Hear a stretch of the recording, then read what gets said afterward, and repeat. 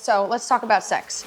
So we've analyzed these data, pretty interesting. So for men, they benefit more. Okay, so men are really making out. Ice hockey players and baseball, I mean, they really wanted to know, should I be having sex on game day? Who is seeing the biggest difference? Nurses? Is it athletes, entrepreneur, or somebody who has regular 9-to-5 job? There's no question. The top athletes. Well, that guy. How many hours he sleeps a night? Yeah, psychological safety in teams actually correlates to more revenue generated. Brought in an average of $4.3 million more. Dr. Kristen Holmes, thank you for coming on the podcast. You're very welcome. It's a pleasure to be here. I'm so excited. So for people that don't know, what is Whoop and why do people say that it changes their lives by looking at the data and analytics? That's a great question. So Whoop is a physiological monitoring device, and it's built to be worn 24/7. Yep. So you literally, you can charge. You don't have to take it off to charge it. The charger is built in such a way where you just have to slide it over top. It does not have a watch face. And that was on purpose. We felt like, one of the superpowers is being able to direct your attention and your thoughts and being kind of pulled away from the present by the dings, and we felt was a disadvantage when it comes to performance. So I love the fact that, you go into the app. So all of the data is collected on the Whoop strap. So you don't even have to be near your phone.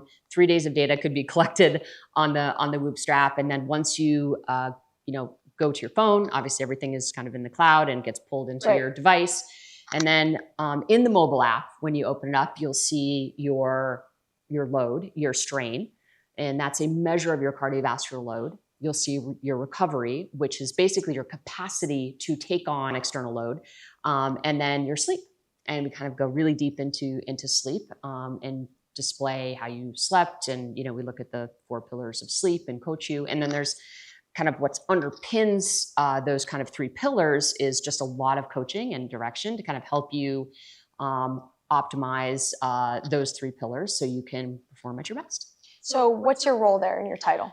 So I am the global head of human performance, principal scientist. That's incredible. Yeah. And how long have you been with Whoop? So I have been there. In June, it'll be a decade. Holy cow, wow. So 10 years, which is wild. Is that your first job? Were you with anybody before, or you always been with Whoop? No. I've had quite a few jobs. Well, I coached right out of college when I was playing on the U.S. national team. I was coaching. I was an assistant coach at University of Iowa, which is my alma mater. And then I started a business, camping, a clinic and camp and coaching course business, which I ran for 17 years, and called Champion's Edge. And it was kind of the first. It was like a traveling camp. And then while I was doing that, I'd actually retired from playing on the U.S. team and became an assistant coach to the national team. And during that time frame, I got called by Princeton University called me and asked me to apply for their head coaching job. So I applied and got the job, and I spent 13 years as the head field hockey coach at Princeton. And while I was there, I was really into psychology and physiology. Right. Obviously, the tactical and technical components of the game were really important to me, but I realized that there's so much more in terms of helping an athlete become the very best version of themselves over the course of the 4 years. So I really, got into the kind of the physiology and the psychology and came across all of these different ways to be able to measure the physiology. Yeah. So I could better understand how my athletes were responding and adapting to load. So I started building some technology there. And that's, kind of the back end of my career.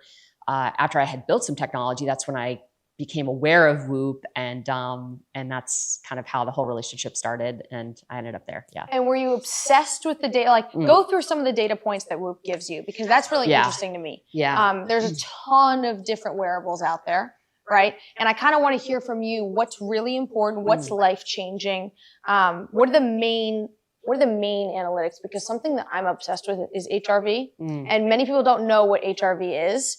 And I found it to be life-changing for me. I'll go into that a little bit more, but explain what HRV is. Is it the main metric at Whoop or no? Yeah, I mean, HRV is a really important metric, and we see it correlate with all sorts of performance metrics that people care about. We see it correlate with exit bat velocity, exit ball velocity. That is, the kind of higher your HRV generally, the faster you're going to throw the ball. And the harder you're going to hit the ball. We see it correlate with ice hockey efficiency, with free throw percentage. And then we have a paper that was just published on Elite Golf, which I think we'll talk about separately. But but we see HRV emerge as being associated with golf performance, which is really cool. So yeah, heart rate variability is essentially a psychophysiological mirror. It kind of tells you how you're traveling, and it's pretty non-specific in that HRV, it can move around a lot. Yes. That's why we measure it during sleep. Right. Because if you were to take HRV during the day, it's impacted by your movement, whether you peed or not, vitamins you might have taken, whether you're hydrated or dehydrated. Right. So there's so many things that move around. So during the day, HRV isn't super helpful, but those nocturnal measurements, when we measure it, really give you a nice indication of how you're responding and adapting to the previous day's stress. Now, there's always lag in physiology, so it might not be just that previous day. It's probably, the cumulative exposure of different style behaviors and, training and, and what you're putting in your body and how you're sleeping and all that. But yeah, HRV is a great measure. And it's basically, for folks who don't know what HRV is, it's heart rate variability. And it's a measure, it's basically the time interval between heartbeats. Right. So you want to have a lot of variability between, so higher HRV is better. And so when you are underslept, underrecovered, underfueled, underhydrated, overtrained, your HRV generally is going to be suppressed relative to your own baseline. Okay. So having these data is in HRV in particular, it's a great marker to help you understand whether or not those inputs, the things that you're doing to your body, are actually serving you or not. Yeah. So Whoop has a ton of high performance athletes. Yeah. I mean, I don't want you to go and name drop, but you can name drop a little bit. Like, who are some of the athletes that you have? And then I want to know because I'm sure you have access to a lot of their data points, right? Like you study what they're, what's going on. And they give us permission, obviously. Like, when they come on the podcast, we pull the data, or they might, they have questions often, in terms of, hey, I'm not really adapting. I feel like I'm doing everything right. What's happening? Right. So I field a lot of those questions. And I kind of want to know, because this is interesting to me. HRV can be so different. Like one day it's 15 and one day it's 48 for me. And I'm like, whoa, what happened? But I kind of want to know, after you name drop a little bit, some of the athletes that you have, what type of athlete has the best HRV overall? That's my question, because I want to know, is it a strain on your body? And are you recovering better if you work out more? Like, which type of athletes get the best? Yeah. So I don't know that any one sport necessarily selects for like higher HRV. I would say it really varies. Like, sometimes I'm surprised by how elite an athlete is, and yet their HRV seems very kind of average relative to population level data. So it's really hard to say. And I think with HRV, we don't know what your potential is necessarily, because we haven't been tracking it since birth, right? So we don't know your starting point, right? All we know is when you came onto the platform. Right. And I think what's important to understand about HRV is that your life, kind of that cumulative exposure of, did you drink alcohol? Did you take drugs? Did you smoke? Did you have well-aligned circadian rhythms? Did you grow up in an urban environment, in a rural environment? Were you exposed to trauma in childhood?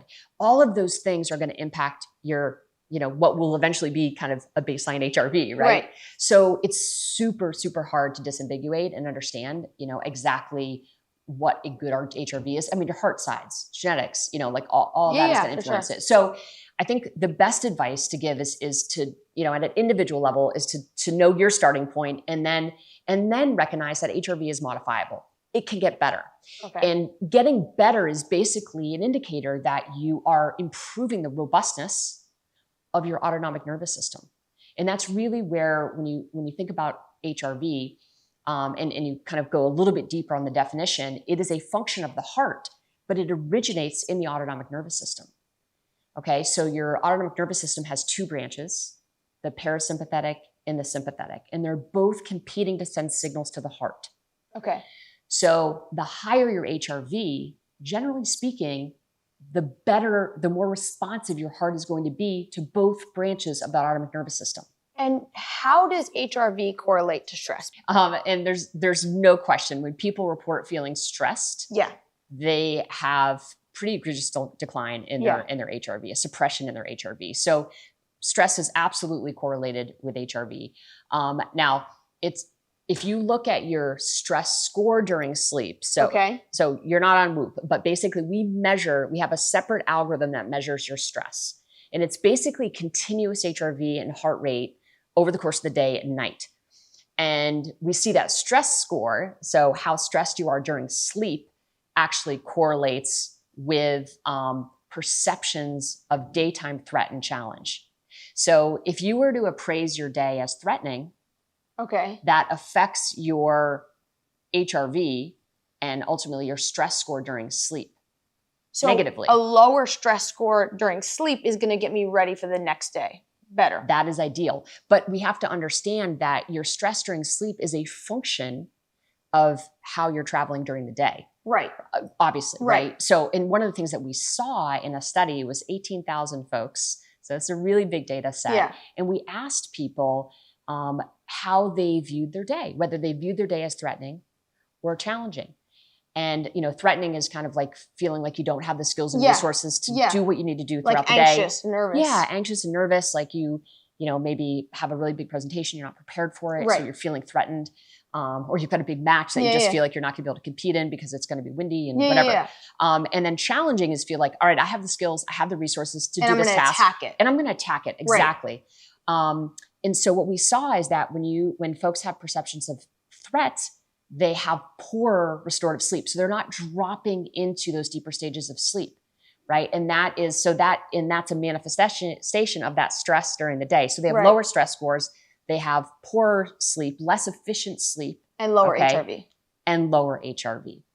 So I think the takeaway with HRV is it's not just how we think about our recovery modalities and how it's actually our psychology, right? How we appraise the world actually impacts the quality of our sleep, which is going to impact our stress levels and ultimately our ability to respond and adapt to stress that next day, which is HRV is a measure of. Right. Okay. So if I want to get a higher HRV, which is directly correlated to stress, so less stress, what are 3 things that you would say to me automatically I need to do before I go to bed? Okay. I really want to know this. Number 1, you need to stabilize your sleep-wake time. So sleep-wake consistency, so how consistent you go to bed and wake up is correlated with higher HRV and every marker of performance. You want to be a better golfer, stabilize your sleep-wake time. You want to reduce your illness and injury burden, stabilize your sleep-wake time. So that is number 1. Set a time. Say, I am going to go to bed at 10 I'm going to wake up. at 8. It's easier actually, if you really want to back in to a stable sleep-wake time, the way to do it is to understand when your natural pressure for sleep is. Okay. When do you naturally feel sleepy? Do you know? 10:30 at night. Okay, great. And that's makes perfect sense given your age. Yeah. And when do you wake up generally? 8 o'clock, 8:30 every morning. Every morning. Yeah. Perfect. Okay. So basically you wake up at 8, 16 hours later, you're feeling sleepy. Yeah. All right. That's great. Most people I ask don't even know when their natural pressure for sleep. Okay. So what happens is, number 1, we have unstable wake times. So that creates unstable sleep times. Right. Right? Because what happens is if we wake up at 8 o'clock one day and then 10 a.m. the next, and then 6 a.m. the next time, our body is so confused, right? So, and what happens is because the pulse of light, the first pulse of light we see is different, that impacts when we feel sleepy. So interesting. So now we're creating a lot of variability. The clocks, our internal clocks, are confused, right? In that confusion internally, the confusion of your biological clocks internally manifests in all sorts of ways that are maladaptive for performance for sure. Right. That's so interesting. Okay, so wake time, what are the 2 other things that I can do? I think the other thing I would suggest is really dialing in your light behavior. Okay. And that's basically going to facilitate the ability to have stable sleep-wake times. So, and this is another one, like when you think about the role of light in human health, if you literally just Google light in human health, thousands of peer-reviewed studies will come up basically talking about the relationship between your light behavior and your health. Okay. And what's happened with modern society is that we basically pulled ourselves, because of artificial light and having access to food 24/7, which are two really important time givers for that, the internal biological clocks, because we pulled ourselves from the kind of what's natural, we basically created a situation where we have this circadian misalignment. So if you are getting maximum light during the day and are exposing yourself to darkness at night, you are basically you're basically giving your body and the clocks exactly what they want. And we know from a lot of the research that's been done, in fact, a really beautiful paper was just published in September of 2024 by Daniel Windred and his colleagues. Mm-hmm. And it basically saw that the brighter your nights and the darker your days, the more risk you have for all sorts of chronic diseases. Huh. So mortality risk is correlated with lots of artificial at night, lots of artificial light at night and darker days. So contrast, okay, light behavior and specifically contrast is number 2 on the list. And what would be darker during the day? Like what would be an example of? So people who are like hanging out in a basement or like don't have a lot of natural light, or so Gabby, you probably don't know this, but basically, and you're obviously outside a ton, so this does not apply to you, but 93% of humans are spending 93% of their time indoors. Wow. That's not me. I will say that is not me. It's great, right? Like it's so good that that's not you, but that is one of the reasons. So people wonder like, why are, there's just epidemic kind of proportion of like, chronic disease, and the rates are skyrocketing. The quality of life, that people have in terms of health span is declining. And a lot of it is just, we're getting pulled from these primal thresholds of nature. And the light at night is obviously light, blue light, the lights are on. Yeah. I'm looking at my phone. Now my question is here's the thing. Before I go to bed, and I usually go to bed at the same time every single time, because I find that like I can't operate my day if I go to bed at 1 in the morning. Amazing. Yeah. I just can't. Totally. So I've always gone to bed at like 10:30, 11. Amazing. But the problem is the 3 hours before, that's my time to just go on my phone, watch a movie, and it's like dark room, but I've got my phone on. Yeah. So that's where I feel like if I don't do that, and this could be totally wrong, but it's just, how I feel is like, if I don't use my phone and I try and, read or sketch before, I won't fall asleep. You feel more anxious. I'm so anxious. And and there's really, Michael Grandier has actually he's a sleep scientist. I think he's out of Monash. He's Australian, I believe, but he's done some really great work around this. And without a doubt, you want to do things before bed that don't make you anxious, that calm you. Right. And, and frankly, scrolling and viewing content that uplifts you and makes you feel good. It's not depressing. It's very happy content. Exactly. And that's great. So I think it's understanding, performance is very individual, right? Yes. Health is very individual in a lot of ways. And if you feel less anxious with that routine, you need to stick with it, right? If you're falling asleep, you're staying asleep, you feel rested in the morning. Yes. Carry on, that said, you just want to make sure that you get that full bolus of melatonin. Okay. And melatonin get released does need darkness.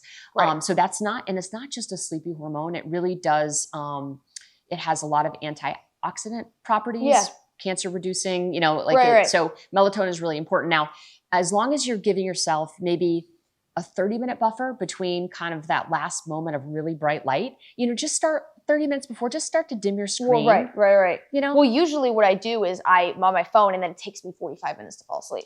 Okay, so that's the light, because now you're trying to ramp up your melatonin, right? But if I think the strategy, if I were coaching you, I'd basically say, all right, Gabby, let's try this week, 30 minutes before you intend to sleep, let's just cut the light on your phone. I think that's a good idea. And then now all of a sudden your brain is like, Gabby wants to sleep. Relaxed a little bit. Yeah, we're going to start in your autonomic nervous system, right? Is going to go from sympathetic to parasympathetic, right? In the presence of that darkness, you're giving cues of winding down, right? And then you release that melatonin. So my question is that somebody who sleeps with the lights on, you know, even as a kid, when I used to go to sleepovers and stuff, they'd be like, oh, I want the lights on. And I'd be like, what? I'm not gonna be able to sleep. Like, I don't understand that. I want it dark, right? People that sleep with the lights on still, do they have like poor HRVs? Yeah, well, so there's lots of really good data around this. So people who are sleeping with lights on have much more fragmented sleep experience, shorter sleep duration, and are generally not getting a restful sleep, wake up, reporting feeling not rested. So light is the biggest time giver. And that's why I kind of have it at number 2. Right. And it could be number 1, but because it really does facilitate sleep-wake consistency. So anyway, they go hand in hand. But yeah, I think it's really important for folks to be in a cold, dark, quiet environment when sleeping as often as possible if they want to, because that drives your HRV, no question, which is really, again, the proxy measure for how robust and healthy your autonomic nervous system is. And that's really at the end of the day, that's kind of the thesis, is that a robust autonomic nervous system gives you the keys to the kingdom. Right. Because you can react and respond and adapt to your environment in the most functional, adaptive ways as possible. Right. Is there anything that I could do during the day? Is it working out or is it vitamins? Like I've been told, my doctor told me like take vitamins. So I think my top 3 are basically foundation that allow you to have more capacity to train, more capacity to metabolize your food effectively. Okay, so my 3rd is also circadian behavior. So you see a theme, sleep-wake consistency, light behavior. And the 3rd is also a circadian behavior. And it has nothing to do with the type of foods you're putting in your mouth. That matters, okay, but that's not my lane. I'm a circadian person. It's the timing of the food that you're putting in your mouth. Okay, what's ideal timing? So, and this is really interesting, right? Is this new to you? I mean, I never did like intermittent fasting. Like I never did that stuff. Like, so time restricted eating and intermittent fasting they're kind of in the same family, but time restricted eating has purely a circadian component. Intermittent fasting can be trying to lose weight or something like that. Yeah, it has a caloric deficit kind of component. So time restricted eating isn't about the food you're eating or the number of calories you're eating per se. It's really about just the timing of your meals and aligning that timing with your endogenous rhythms, like what your body, the biological clocks of your body, like what they want, right? So if I'm going to bed at 10:30, what time should the last meal be? Probably 3 hours before you intend to sleep is optimal. Okay. So 7:30 would be your last calorie. Okay. And then you want to eat over the course of 12 hours. Now you're metabolically, I haven't seen your blood work, but I would imagine you're metabolically very healthy. Okay, good. So going anywhere beyond 12 hours isn't necessarily, but humans should not be eating for more than 12 hours a day. You need that 12 hours to basically rest. Okay. Because essentially when you're trying to digest food and you're trying to sleep, they're both parasympathetic activities. They're going to compete with one another, and your body is going to spend time. It'll have preferential treatment over the digestion, right? Right. Which will compromise your ability to get into deeper stages of sleep. So you want to give that 3-hour buffer as often as possible. For folks who are metabolically unhealthy, there has been lots of research done that shows 10 hours can really get you on your way to your metabolic health close. So can be even better. Now, for someone who is metabolically healthy and who's super active, sometimes if you go to 10 hours or 8 hours, it's hard to get all the macronutrients you need during that time. So if you are active and healthy, a 12-hour window where you're distributing your macronutrients, biasing a lot of the nutrient dense kind of toward around your activities. Obviously, I'm a huge proponent for fueling for your activity, which is, I think, a very recovery promoting kind of mindset. But really it's that buffer, that 2 to 3 hour buffer between your last calorie and when you intend to sleep, which is huge. And then when I wake up. And we see that correlate. So you've got when you think about the laundry list of things that impact HRV, it's like, number 1 is alcohol. Right. Absolutely crushing. And we're about to publish a really big paper that unfortunately is for folks who drink. It's going to hurt some people It's going to really hurt some people because it's so damaging. And for women, actually, during reproductive years, alcohol is even worse. So, oh God. But I know, I can talk about that if you want. But essentially it's alcohol, fever, altitude, And then I think the fourth is sleep-wake consistency. So when that's really off, super variable sleep-wake timing crushes HRV. And then late meals is the fifth, I think. So if you're somebody who's drinking because they're drinking alcohol because they are stressed and they don't want to feel stressed, they want to take the edge off of it. Like that's most of people, right? Yeah. You're saying the opposite. If HRV is the direct correlator to stress, we want our higher HRV while we're sleeping. We need to stop drinking alcohol. Yeah. And stop it completely, especially for women. Is that what you mean? I mean, there's just so much data coming out that even moderate levels of alcohol consumption has a negative, has a deleterious effect on your brain health, your heart health. So increases your cardiometabolic risk. Like, so yeah, I mean, I think if you are interested in optimizing your health and really want to put yourself in a position where you can perform to your potential, I mean, I think you need to think, about your alcohol consumption. 2 questions about the alcohol. One, but I'm not here to judge anyone. No, I know. I'm just curious if you're drinking to take the edge off, right? Do you think that you're actually making it worse the next day because the HRV is so low? Yeah, I think there are some scenarios where, you're in a social situation, like I would say though, you're just putting a Band-Aid on things, right? Yes. Like you want to address the root cause. Like, why am I actually anxious? And why do I feel like I need this drink? And, that just requires work that a lot of folks are just not interested in doing. And alcohol for a short period of time, like, could serve a really important purpose for you. That said, it's not a good long-term strategy. Yeah. And that's the data make really clear, right? There's that cumulative exposure of alcohol it's so crushing on HRV, and we definitely see that when people stop drinking, their HRV skyrockets. That's amazing. So, okay, you said with food, right? Yeah. To get the maximum HRV, you want to stop eating 3 hours before you go to bed. Totally understand that. And can I just have a caveat to that? Because I think this is really important. Dr. Michael Ormsby out of Florida State University did a study with trained athletes, I believe, and I'm pretty sure it had both men and women in it. But these are, college age folks. So I don't know how this generalizes to the regular population, but he did show that a high quality protein 30 minutes before bed did not have any negative implications on resting physiology. And I think he also looked at various metabolic markers as well. So I think if you are hungry and you're an athlete, protein before high quality protein 30 minutes before bed seems to be totally fine, which makes total sense, right? Like, you're just trying not to, you want to just think about your glycemic. You know what I'm saying? Yeah. It's like it's very low on the kind of glycemic load index. You're not kind of, creating weird blood sugar, that because it's the blood sugar changes that are going to impact your HRV and your ability to sleep. Right. So you're obviously not creating any of that disturbance. So it makes sense that that's okay. But I just wanted to add that. Yeah, no, I totally understand athletes that. And who are super, super active and are struggling to get their calories. Yeah, if you need something to eat 30 minutes before, protein's probably the best thing that you're going to eat. That makes sense. But I think that the long story short there is that you become more insulin resistant as the day goes on. Right. So, like, we know that, right? And if you're eating, and we know that people who go to bed after midnight, so again, just sleep timing, have higher resting fasting glucose in the morning. So so food isn't the only thing that actually impacts the timing of sleep. Also impacts your metabolism and so, which is kind of interesting. No, that's super interesting. Yeah.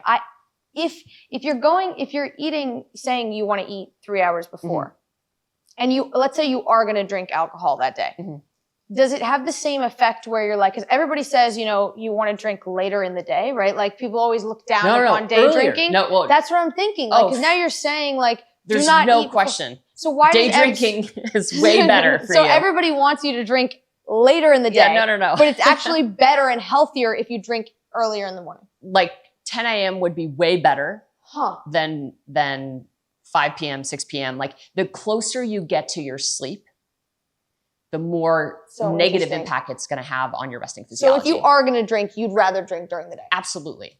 Absolutely. Amazing. Yeah. Have a Prosecco over lunch. Right. For sure. Yeah. That makes so much sense.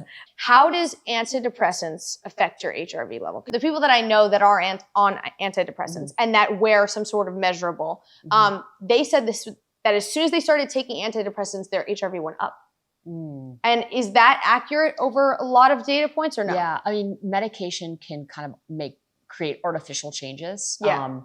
You know, whether that's a real physiological kind of occurrence or if it's just an artifact, I don't think we know. Oh, so we don't know that yet. But serotonin levels are being impacted, you know, which improves your mood, which could in theory improve your sleep, you know, which I kind of have to look at it and I'm trying to think the data. I'm just like I'm trying to recall some of the data around HRV specifically and medications. I do know that when people are in therapy and addressing depression, beating depression, and I have this really great Reddit post from a guy who shows a graph of 6 months. So the x-axis is time, HRV on the y-axis, and basically over the course of 6 months, you see his HRV go from 24 to 79. Wow, I've never even touched 70. So I know. not even close. Which is really my cool. high score is 48. So okay. like a video game. So, you know, I think medication, it's just hard to know what's actually happening there. So I think I would probably recommend, you know, in parallel to the medication, obviously therapy to try to understand the root causes. With therapy, we see the HRV go up. Oh, yes. Right, well, because in that one example, you know, right. But yeah, when you're happier. Yeah. When you just feel like you're healing, you know, and that's really the reason why you go to therapy is you're trying to heal something, you know, and that process of healing is because a lot of times, you know, trauma or anxiety, you know, whatever you might be feeling and the reasons you're in therapy, what's happened is you've actually injured your nervous system to a degree, right? Like, and especially with trauma, it's obviously there's a psychological component, but it's also that psychological trauma manifests in your nervous system, right? So the process of healing and the process of therapy can help you basically gain more control over your autonomic nervous system, right? Gain more control over that robustness, right? Or build that robustness again. So your heart can be responsive to both branches. Because what happens when you are dealing with a psychological issue, your heart becomes less responsive to the demands, right? You become less capable of adapting, responding to, you know, the external stress, right, of your life. So what you're trying to do is basically recreate that robustness. And you can do that through diet and through exercise and, you know, various recovery modalities, you know, like cold bath and sauna and massage and journaling and gratitude. When I do ice baths and saunas, my HRV goes way up for the Wow. night. Okay. Way up. Interesting. But I also think like, I have a question about one last thing on HRV is if you, like I've had a lot of people that they are coming off of antidepressants and they start taking saffron because apparently saffron is supposed to, you know, replace that antidepressants, the serotonin levels. Are there any vitamins or supplements that you think could help HRV? So that you may be lacking? Yeah, for sure. So I definitely recommend, I mean, I think blood panels are really an exciting opportunity. You know, again, it just gives you a snapshot in time. So thinking about the timing of it, especially for women, I think is important. Yes. And going into that blood panel, you know, making sure that, you know, you're fasted and that you haven't worked out for a couple of days, that you stop taking your creatine, you know, like there's a lot of things that other people don't do that skew their results in ways that, you know, creates a lot of misinformation about their own body. So I would say really try to adhere to the protocol going into your blood panel. But I would say a blood panel is the best place to start, right? So if you're deficient in vitamin D, that's going to impact your energy levels, right? Like colossally, right? Which is going to make you, when your energy levels are down, you just think, wow, like this is how life is, you know, and you just kind of adapt to that lower level of functioning. So vitamin D is a big one in terms of energy levels. And when vitamin D is addressed, you are going to feel better, which is going to boost your HRV. Right. Ferritin levels, so iron for women, I think is especially, you know, just having coached women for 17 years and having been a female athlete, like, I just can't even tell you how many athletes are iron deficient, Yeah. So I think that's one to just stay on top of, because that can massively affect your mood, massively affect. Because there could be an underlying thing that you're deficient in. And you're like, why is my HRV not going up? I'm doing everything I'm supposed to. Exactly. And iron, for sure. If you're low iron, your HRV is going to be, you'll see that in your HRV data for sure.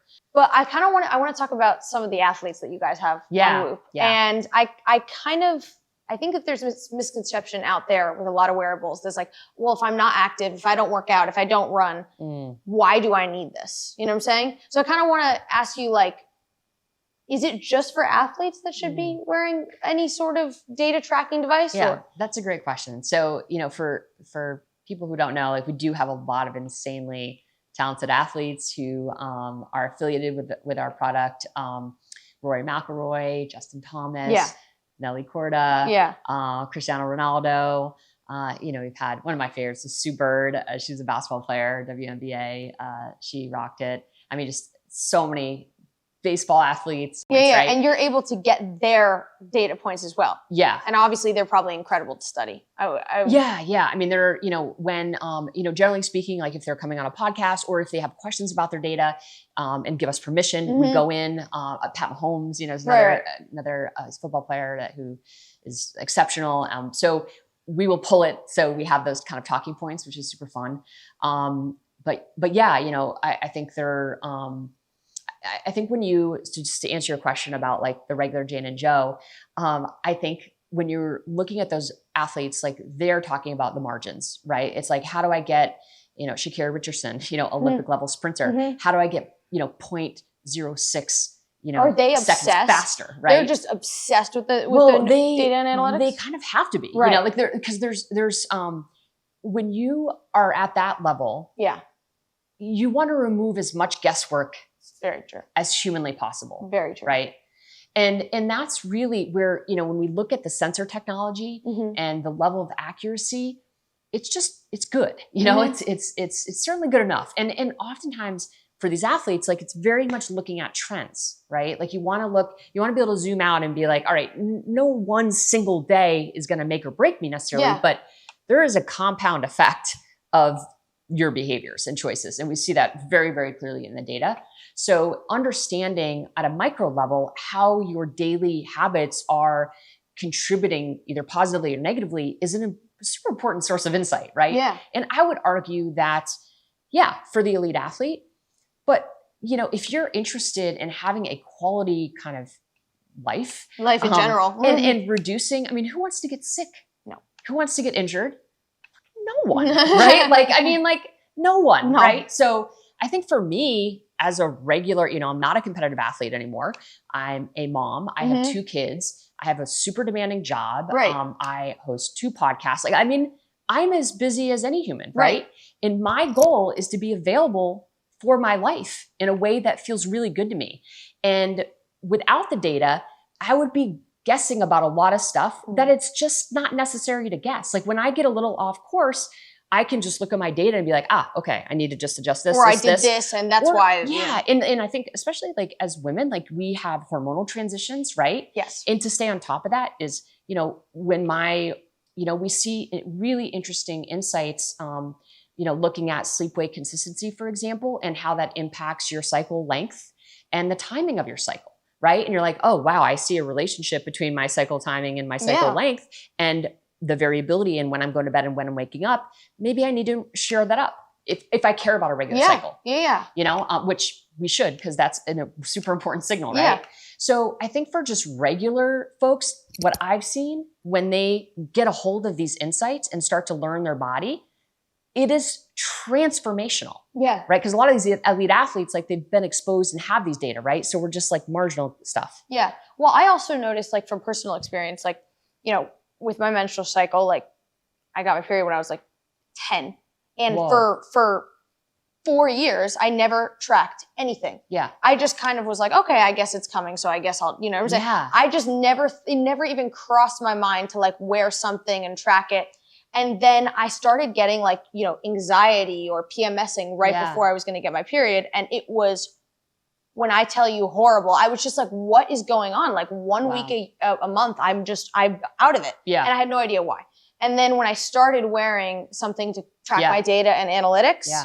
I was like, okay, well, I know why. 3 days before my period, I'm going to be a nutcase. You know what I'm saying? Like, I know Totally. that now. And it does relieve the stress because Yeah. now I know what's going on in my body. I know that like this is going to happen every month and I don't Yeah. need to freak out every single Right. time it happens. Exactly. You know? And there might be some things that you can do to decrease those symptoms. Like you know, what? so Because I'm all ears. I'm like, well, yeah, I mean, definitely the sleep-wake variability, which it sounds like you're already crushing.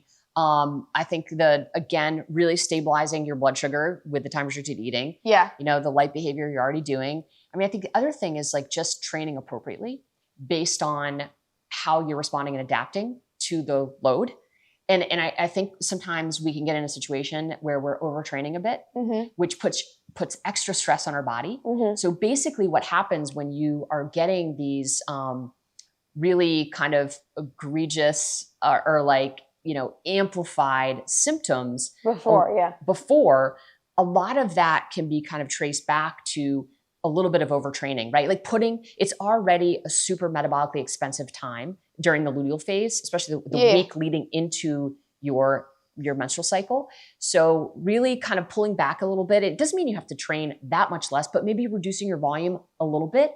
So you're reducing that stress on your body. Yeah. Prioritize a sauna over a cold plunge probably during that time. Like, yeah. I learned that the hard way. Okay. Yeah. Like you know, it's already, you know, that time frame's already stressful on your body. Yeah. So you want to try to offset that with less stress, you know, and really being kind of a little bit kinder and gentler.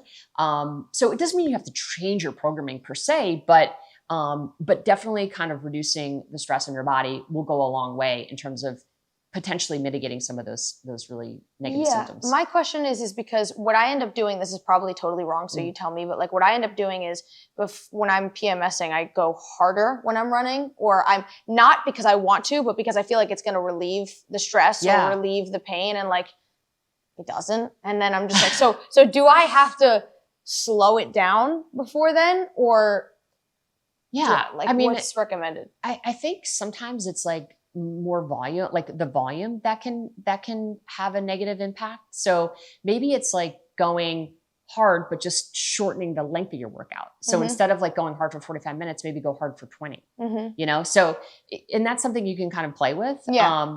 But yeah, I mean, I think generally whatever you feel like you need to do to relieve your stress and make you feel good and, you know, minimize the anxiety, like do those things. And if that means like doing a really hard workout, a long workout, you know, but that said, your body basically is constantly scanning for safety when you're in your reproductive years. Like, and that's like whether you want to have a baby or not. Yeah. I know you're not trying to have a baby right now. But your body, that's what it's going to do. Right. So when it feels like it's not safe, so you're maybe training really, really hard during, you know, it's basically being like, it's not safe. So your body kind of revolts a little bit. Right. And so you want to try to create safety inside the body, right? And that's kind of what I'm talking about. Yeah. I also have a question.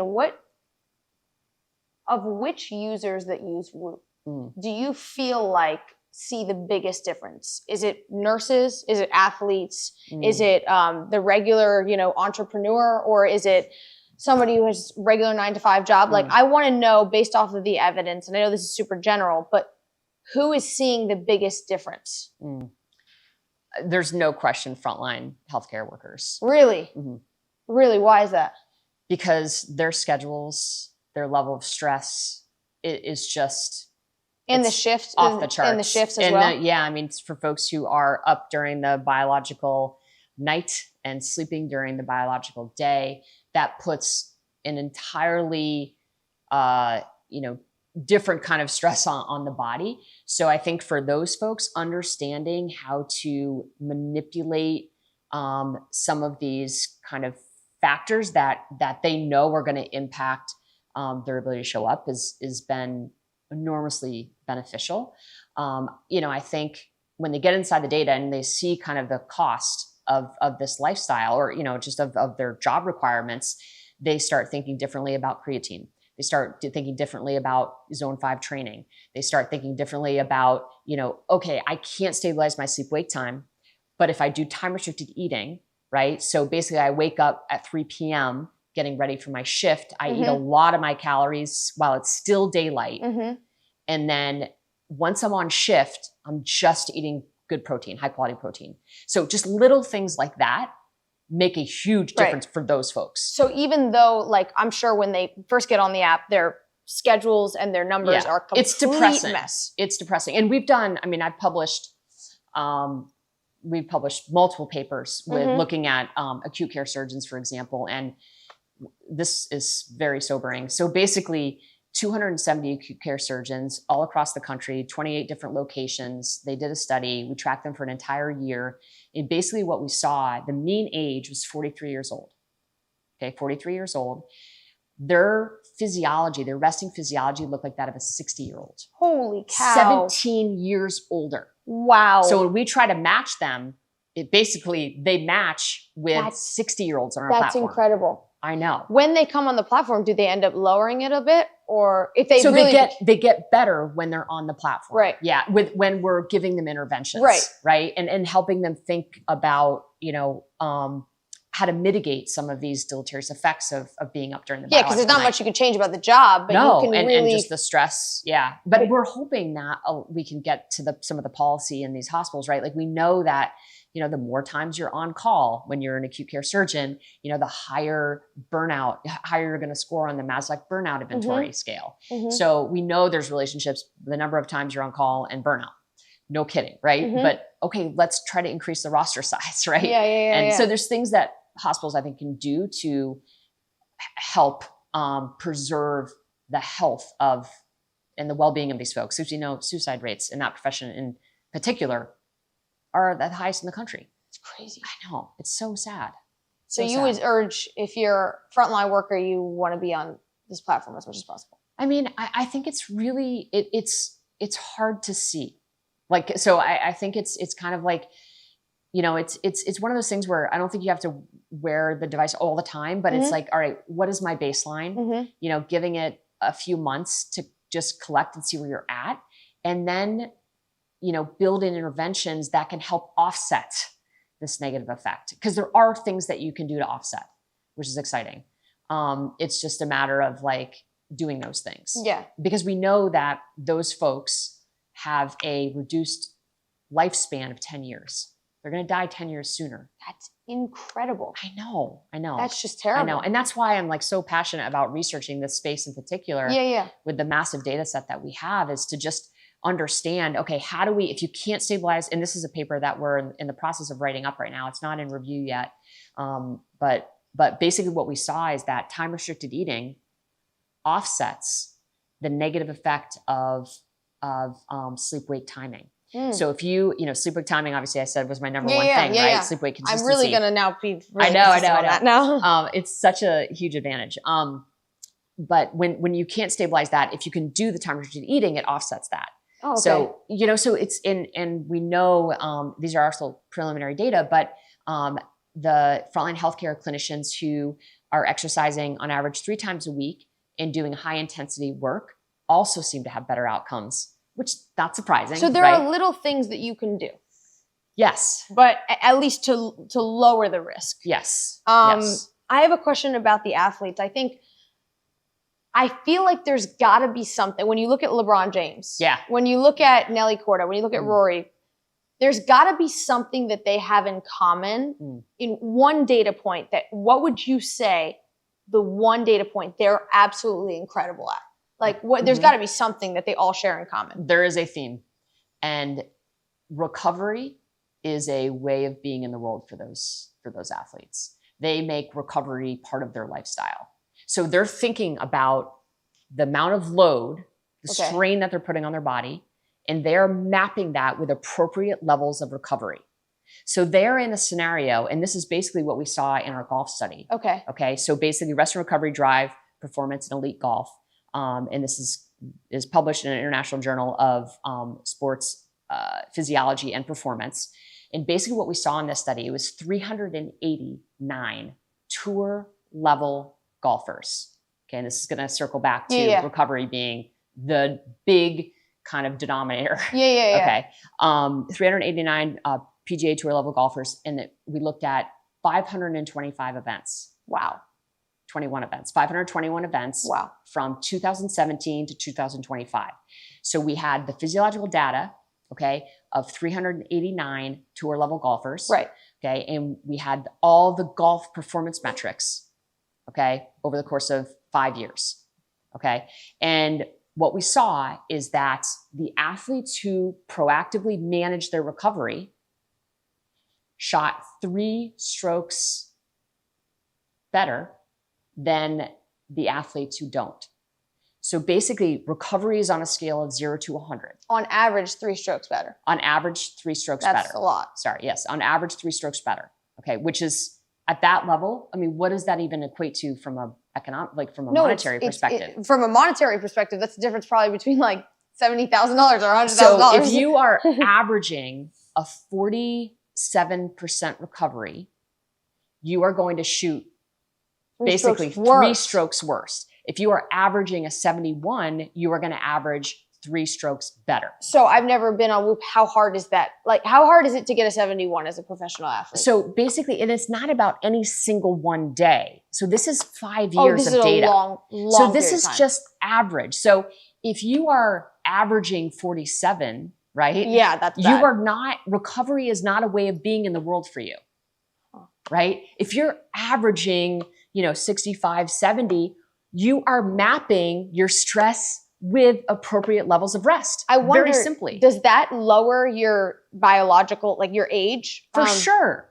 Yes. So do you see okay, so for example, like if you're 71 over 5 years, Mm-hmm. what does your age look like? How many years older or younger? Or is it pretty accurate, the same, or is it Yeah, I mean, over? This is informal. Right. But you'll Just be about 6 years younger. Wow. Biologically, 6 years younger is incredible. Relative to your I chronological am age. 3 years older on mine, so that's really not good. It's about mapping stress and rest appropriately, and this is definitely what I saw when I was coaching, I mean, the athletes who really get that balance right, just thrive as athletes. It actually helps them, not just sets for them sure. back. And I think we think, and I was a victim of this as an athlete, I always thought more was better. And more is just literally more. It is not better, right? And it's understanding, what of the more am I doing is actually really serving me. And that's where I think these data can be super helpful. So, even when we look at sleep recovery and sleep consistency, and we kind of pull those variables out, they relate to performance in golf. So, it's this recovery score, which is, proprietary algorithm. And that was kind of more exploratory analysis of the study. But I think it's really the overall point that I feel really confident standing behind is that when athletes are proactively managing their recovery, they are going to perform better. It's just clear in the data. That's amazing. Yeah. I want to talk about men and women based off of the data that you have. Okay. Stress and strain. What are women, like what's the main difference that you see after seeing average data between men and women? What do you see? So women have higher stress score during sleep, put on less strain during the day than men. Okay, so men are putting more strain, less stress. Yeah. Is that just why is that? I mean, shouldn't be more stress because you're putting on more strain? You would think so. And so looking at sleep stress in women spend more time in higher sleep stress than men on average. So, and that is a function of just stress during the day, how you're managing stress during the day. In general, when we look at national averages, women have higher rates of depression than men, right? Higher levels of anxiety. So it's not surprising that we see that trend in our data as well. So yeah, I mean, I think women, take on a lot emotionally in their households, and we're just wired for safety. So we're scanning the environment for all the crap that can go wrong, right? Right. And is the strain that the men are taking on, is that physical labor, like they're working out more? So basically that's just a measure of load. So So it's not cardiovascular it's not stress strain. It's not mental strain. It's like it could, no, it's a combination. Oh, it's a combination. So that's what's okay. really cool about our strain score is that it's basically just cardiovascular strain. And that can be, psychological stress. Like, I'm giving a presentation, I'm not really walking around, but I'm my heart is elevated, right? So that is creating, a level of internal load, right? Like and that's really what strain is a measure of is basically that internal load. So, and that could be me just like running 10 miles, or it can be me giving a presentation. And basically we calculate that, over the course of the day to kind of give you your total strain. Is there anything that women can do to make it more balanced, or is it just biological? No, I think it's harder. Everyone kind of has a set point in terms of their ability to how they appraise the environment. And, there's I think when you look at the psychological determinants of how stressed you feel, there are a few kind of core psychological needs that we all have as human beings. One is those feelings of purpose. So I think for any human out there who's interested in kind of having positive stress in their life, pursue things that are purposeful to you and have meaning. The second core psychological need is efficacy. So feeling like you have the skills and resources. And this was very evident in the threat and challenge study that we talked about that's published in Emotion. So if you don't feel like you have the skills and resources, you're going to appraise the world as more threatening, and this is going to manifest in your sleep. And we see that obviously manifest in the stress score. And then autonomy, feeling like you have control of your schedule, is also really big for humans and for women too. And then connection. So having positive connections.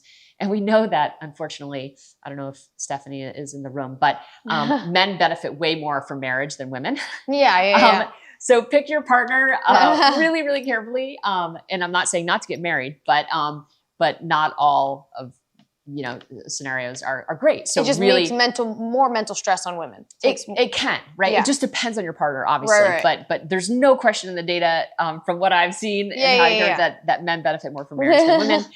But that's something I think for a woman to think about, is like, how do I actually pick a partner that relaxes my nervous system, that makes me feel safe and calm, and not all relationships facilitate that, right? And that contributes to, I think, what we see in our data at a high level of women just having these higher kind of levels of stress on average.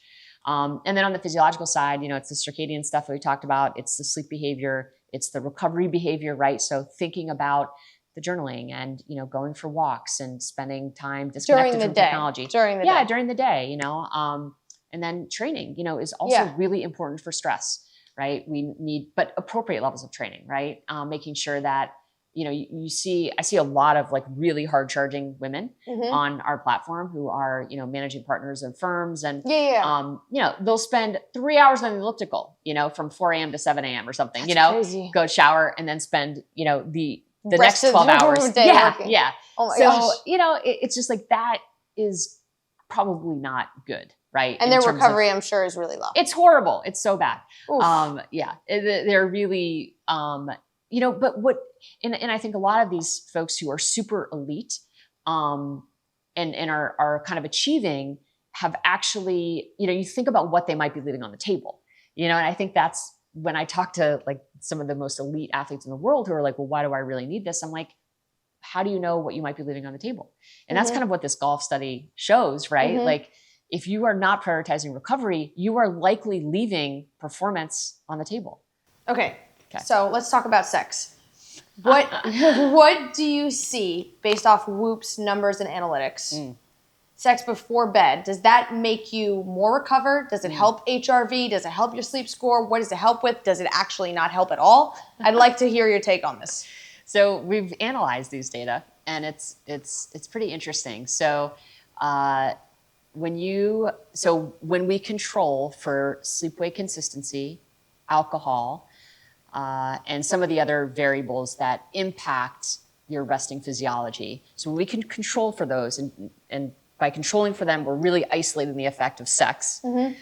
We do see that sex, and we don't have details in terms of whether or not there's an orgasm or ejaculation or like, because you're just tagging. You're just reporting sex. This is my question, because do people actually wear their Whoop while they're having sex? Like, Oh, heck yeah. like Absolutely. most people?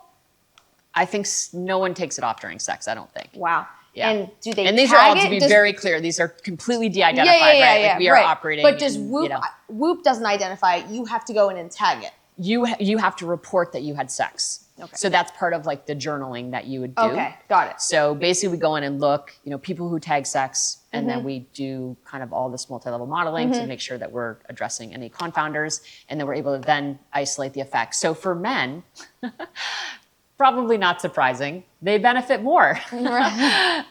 They have better, statistically significant, better markers of recovery on the days that they report having sex. Masturbation also for men shows slight increases, not as much as sex with a partner. Right. And basically, a lot of the confounders that we control for, I think probably also control for like the one night stand. So Yes. I don't mean to say partner, but I'm Yeah. assuming like it seems to be like the Right. person regular in your life or whatever. Right. But yeah, so men benefit more. Women, it's totally neutral. There's no real positive Or negative. to To HRV, to sleep, HRV, to to recovery. sleep, to nothing. Yeah. it's Wow. That's interesting. no effect on women. Wow. Okay, Yeah. so men are really making out. We're getting nothing. Pretty much, yeah. That's and the same incredible. holds for masturbation too. So when women report They just get masturbation, nothing. Do men see an increase in HRV or just yeah. recovery? So it's not as big as sex, but yeah.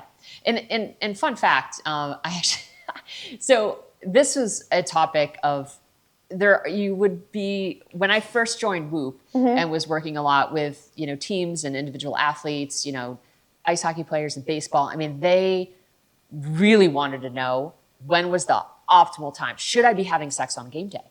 That's a good Should question. I be masturbating before the game? And what was really interesting is there's a lot of individual variability in terms of how it impacts performance. Like, so for some guys, they'll be like, oh, I feel like it really helps me. And for other guys, they're like, no, I cannot I Need to cannot stay focused. ejaculate, Yeah. Before I work out or before the game. So there's a lot of individual variability in terms of performance and, But overall, do athletes see an increase in their performance if they have sex on that day or no? So we've never done that study where we look at, how many home runs you hit or Right. That's kind of like a weird, yeah. Or recovery. like, How about recovery? Do they see better recovery after working out or after? So, I can't isolate those effects. So I'm not quite sure, but I do feel rock solid on the recovery data and sex, before bed. okay. Yeah. I mean, sexual health, to be very clear, is right up there, right? Like, I think very important to pay attention to your sexual health. And that is a driver of, I think, of human health and functioning. And so, yeah, actually, Peter Tia just had a really good podcast with a woman.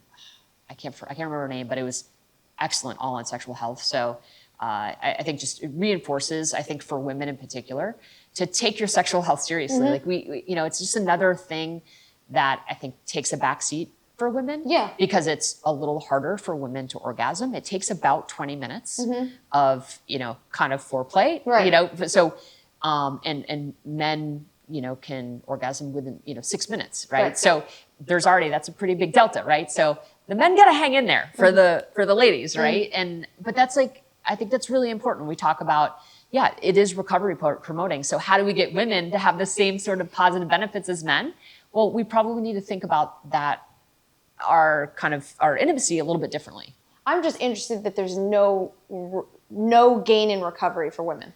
Like, it doesn't make any difference. We just don't see it in the data. Yeah, there might be, but it's not. But we're looking. It's not a small sample. Right. It's hundreds of thousands. Right. Of people. And it's nothing. So yeah, Well, let's talk about recovery again. So yeah, recovery. Explain to me exactly what goes into what metrics go into recovery. Yeah. So recovery is a beautiful algorithm that takes that weights heart rate variability, resting heart rate, your sleep performance, and your respiratory rate. Okay. So basically, we look at those variables, and we have an algorithm that synthesizes those data and basically gives you every morning you wake up, and on 0 to 100% index, you'll see what your percentage is. It's expressed as a percentage, and it's kind of stoplight feature. So really under recovered, not adapting, kind of low autonomic, I think control, and maybe poor sleep, higher resting heart rate, a little bit elevated respiratory rate, you're going to be in the red. And again, we kind of did the laundry list of things that kind of go into that. So if you're drinking alcohol, you've got a regular sleep-wake time, you're at altitude, you're pretty much going to, you'll be probably 0% recovered. And then it goes to 100, and the yellow is basically 36 to 65. And then 66 to 100 is green. I want to go over like what specifically for men and specifically for women, what is going to help their recovery? Because we just talked about with men with sex, they actually have a higher recovery rate. Yeah, that's recovery promoting. So what are some other things that men can do to get their recovery up? So, don't drink alcohol. Right. Like cut down on the nicotine, like all of that. Again, just try to, if you're going to do those things, make it as far from when you intend to sleep as possible. Right. We talked about time restricted eating. Yes. We talked about light behavior. We talked about stabilizing sleep-wake consistency. All of those things matter. I think the other thing that will help your next day recovery is actually meeting your strain target. So we have a feature that we have on the Whoop platform is Strain Coach. And we see that when people listen to Strain Coach, which is basically going to tell you how much strain you should put on your body relative to your recovery, we see that people actually get fitter. You get cardiorespiratory fitness improves when you listen to our Strain Coach. So there's some sort of magic happening there. Not all of our algorithms, I would say, are like perfect, you know, but I feel like Strain Coach is one where, holy cow, like we see in the data when people listen to it, which is, again, we're giving you a strain target based on your recovery. And kind of if we go back to that golf study where recovery is a way of being in the world, right? If we're appropriately, stressing our body relative to our capacity, you're going to have more gains. And that is absolutely what we see in the data, which is really cool. So appropriate strain. Right. And recovery, and then for women who obviously sex doesn't bother them, like, clearly, there's got to be something that they can get to get a better recovery. Yeah. Well, all those things, but is there anything else? Or is it? I would say anything specific to women. One thing I haven't mentioned for both men and women is hydration. Okay. So dehydration actually will crush your HRV in recovery. And that's maybe why my HRV is so bad. I will say, don't drink water. It's crazy. I mean, I would say when I was coaching my student athletes and we started tracking their water intake, it was shocking to me how many of my athletes were walking around dehydrated. Wow. So, but when we address that, it is amazing how much better they felt and how much better they performed. So, I think hydration is definitely one of those ones that isn't, we don't take, it's underappreciated in terms of its role in recovery. You can catch up pretty quickly once you wake up, but definitely you want to drink obviously throughout the day. So you're in a situation where, once it comes time to sleep, you're not going to be waking up multiple times. Like making it once during the night is totally appropriate and normal. But you just want to make sure that you're not in a situation where you're thirsty during the night. So when you wake up in the morning, if your mouth is dry, you are not drinking enough during the day. That's me. Okay. So that actually, I think we might have solved my your HRV issue. I don't drink any water. The only thing I drink is seltzer water. No. You need water. Especially you are like super active. You're outside all day long in the sunshine. This is making me so happy because I feel like now I know. I've been searching. Okay, you have to tell me. Okay, so I've got to drink how much water do I have to drink? Do you know? Because I don't know anything about. How much do you weigh? 114 pounds. 114 ounces. Oh my gosh! I don't think I drink 20 ounces a day. Well, I really think this is what it is now, and that will help my stress level and anxiety a little bit. Okay. So Diet Coke doesn't count. Well, that actually Diet Coke actually there's a lot. It's mostly water. Right. So, but I do drink a lot of Diet Coke. That's all I drink. That, Celsius, caffeine. It's really bad. That's my addiction. I don't do anything. I don't drink alcohol. I never have. I've never even taken a sip. I don't like it. The only thing I drink is just Diet Coke, caffeine, water. That's it. Not water, it's seltzer water. I don't drink water. It would be interesting to see what I'm would now happen. going to figure this out. I really am. So how you have coffee too in the morning? I do chai tea in the morning. Okay. Celsius. Then Both. Then I will say I love Celsius. it's so good. It's just like so good. It's. Do you know that it comes up? They banned it from college. What? It comes up as cocaine. Oh my gosh. I know. That's why It's like Adderall or something like that. That's what it is. I mean, I don't know, and maybe that is like some sort of myth, but No, but it does feel like that. it does feel. You feel. I feel high. Popped up. Yeah. I really do. It's an incredible So I feel feeling. like it can't be good on that merit alone. No. So yeah, I've tried. Have you tried Rain? No, REGHN? but everybody's telling me to try it. Okay, that's what I've shifted to. Is it better? I use it as a pre-workout. Okay. I don't know that it's the same kick as Celsius, but I feel like it Celsius works. also really tastes good. It tastes great. Like I drink chai tea, which is like 20 milligrams caffeine. It's nothing. What's your favorite Celsius? My favorite, I like Peach Vibe. Everybody likes Peach Vibe. I liked Arctic Vibe. I actually do like that. And then I like Cosmic and the new Pina Colada one. I'm all into the passion, like the Really? yeah. That's like my dad. He loves that. Yeah. I'm. But I honestly haven't had Celsius in a long time. Okay, so you're off. You're off. I'm off. This actually goes right into the next segment that we have, which is like relatable questions that actual followers have put in and submitted, and they want us to answer. More you than me. Love that. Okay. The first one, literally as I was reading it, the first one is, I've been recently trying to drink more water, but now I spend every single day and every single second of my life looking for bathrooms, like hydrated, fugitive. How do I build healthy habits that don't take over my entire personality? It's miserable. Yeah. I think like terrible. Figuring out like your minimum effective dose is like really important. I mean, I think on days where like you don't need, if you're not sweating a ton and like, then you probably don't need like 114 ounces of water, right? Like, I would say. Well, I'm sweating a ton because I'm working out so much. Yeah, you need that. Yeah, yeah. So it just the listener, I think, or the whoever wrote in. Yeah. Does she have a name? No girl, name. Boy, no name. Okay. Feels like a girl though. Yeah. I mean, it shouldn't be like that disruptive, So I'd pull back maybe 20 ounces and just see how you feel. And again, that's where data is super helpful, right? Like if you could run this mini experiment, you go, okay, the last like 4 weeks I've been having 100 ounces and now I'm going to have 80 ounces. You could kind of see what changes in your data, right? Like, so I would just pull back 20 ounces and see if that improves the quality of her life, which is important. Yeah. I agree, because that sounds miserable, and there's nothing worse than having to pee so badly. Yeah. I hate that feeling. And that's also it's kind of also why I don't drink water. Because I never go to the I never go to the bathroom in public places. I don't I go to the bathroom I pee like clockwork. Like it's just like when I wake up, then I go have lunch. You're like a dog. Like 3 times. You're mulligan. Yeah, I'm like a dog. I'm like only when I go for my walks. Do I mean? Okay, this one says, I've tried to have a peaceful morning routine, but it took 2 hours and I was stressed the entire time trying to be calm. How do I make my habits feel helpful instead of compulsory?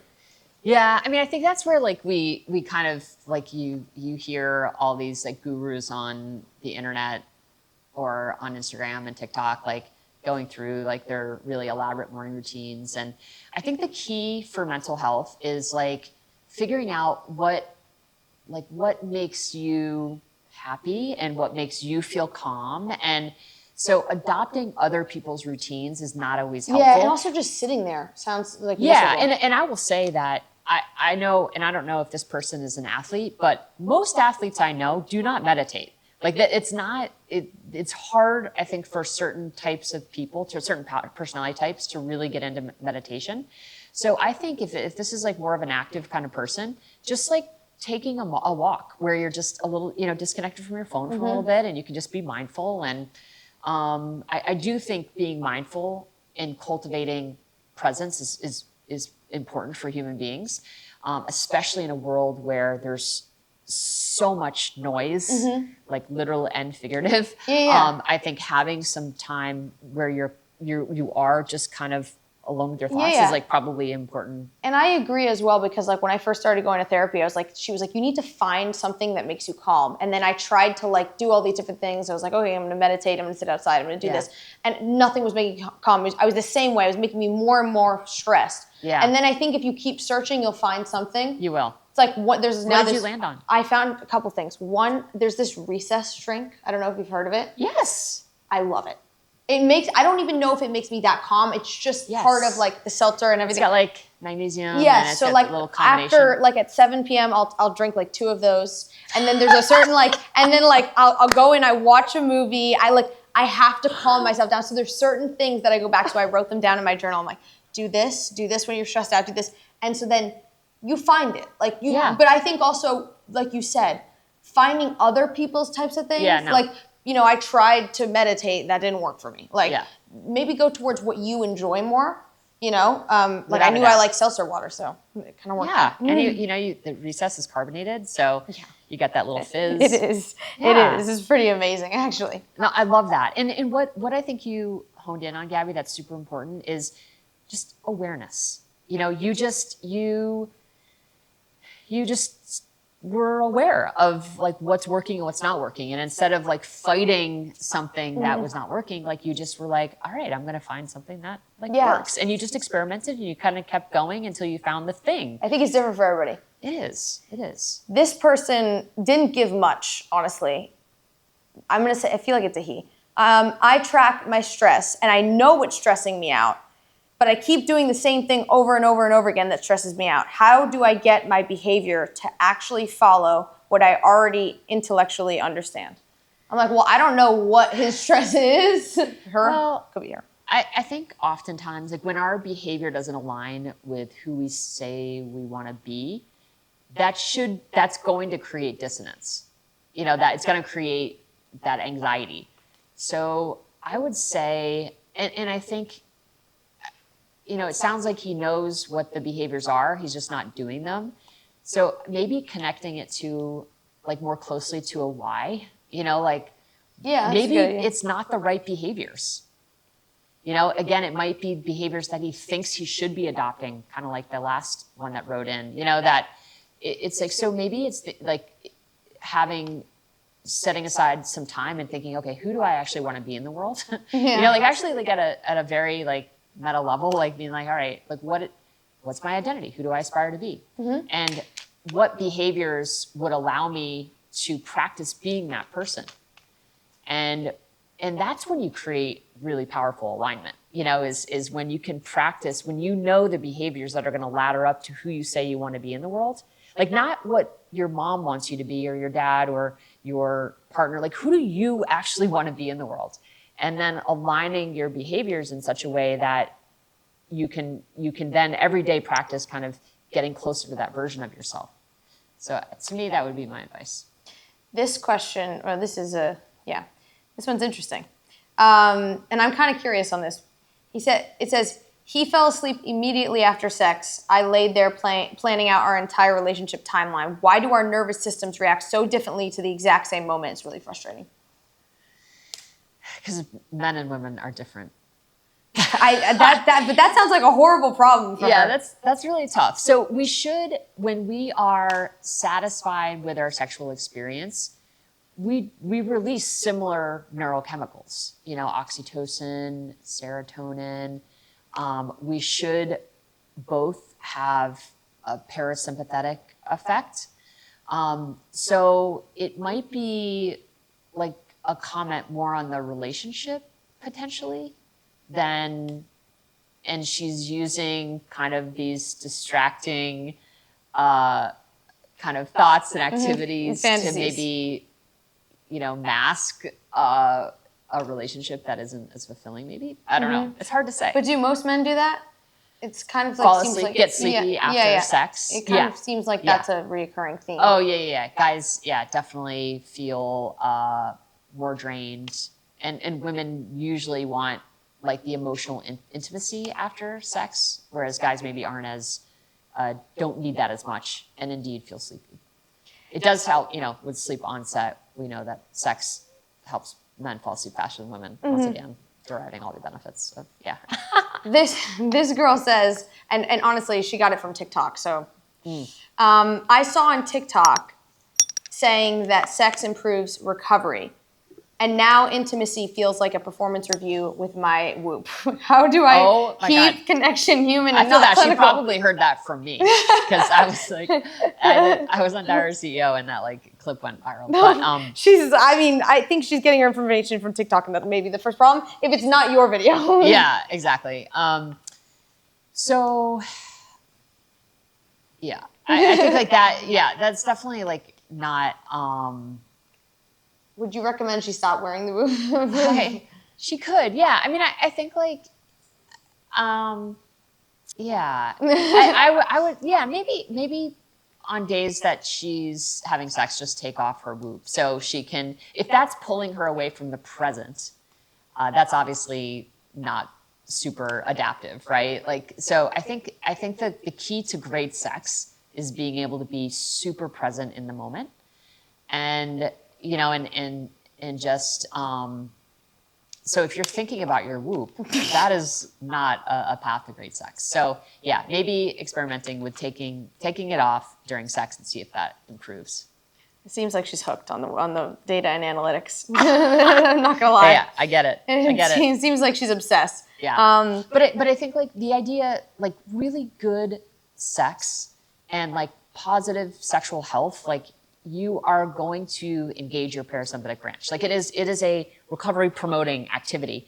And I will say, I think anecdotally, I think women who have really strong partnerships and are super satisfied with their sex life get recovery promoting benefits. But at population level, we don't see that. So in the data, I think support the fact that, women report feeling less satisfied with sex, right? So, and that correlates with what we see at population levels. That said, that is not the fate, right? Like we can improve our sexual experiences, right? There's a path to that. And when you have positive sexual experience, you will get the recovery promoting benefits. So there's hope out there for women, but you got to work at it, and you got to work with your partner. What is it? What are some of the things that they can do to make their recovery actually better? Enjoying sex, and and not that orgasm is that important, but feeling a really strong emotional connection with your partner is super important for good sex, right? And if they need to be satisfied, and if they're not satisfied, then I think satisfied more on an emotional level, right? Mm-hmm. But obviously, if you can orgasm too, that's great. But so I think for women experimenting on their own and figuring out how their body works is important, right? And then when you come to back with your partner, talking about what feels really good, and incorporating whatever you do on your own, bring that and that makes you like super satisfied, bring that into the bedroom with your partner. Like that is how you improve your sexual like experience, and get the added benefit of an improved recovery. Right, exactly. Yeah. I just find it crazy. I'm not a sex expert. No, to be clear. I'm just saying I find it crazy that women get nothing, basically, if they're not working on themselves first. Yeah. And again, we're looking at population level statistics. So it doesn't mean that not everybody. No one is getting, and I'm saying if you kind of think about it in the way that I just described, you should get the benefits of sex. Yeah. Okay, the next one, again, I'm not getting a lot of context, but this is actually something that I struggle with. I want to be more present, but I'm constantly thinking about the next thing, even when the current thing is good and I'm in a good mood. How do I learn to stay in the moment? Okay. So I think obsessing over staying in the moment obviously is going to have, it's going to pull you out of the present, right? So I think actually temporal flexibility, we know is, so moving from past, present, and future is actually the healthiest kind of. So like thinking of the past, thinking of the future. Yeah, like, it's like, it's pretty much impossible to be present all the time. And it's important to integrate the past into your future, right? Or into your present.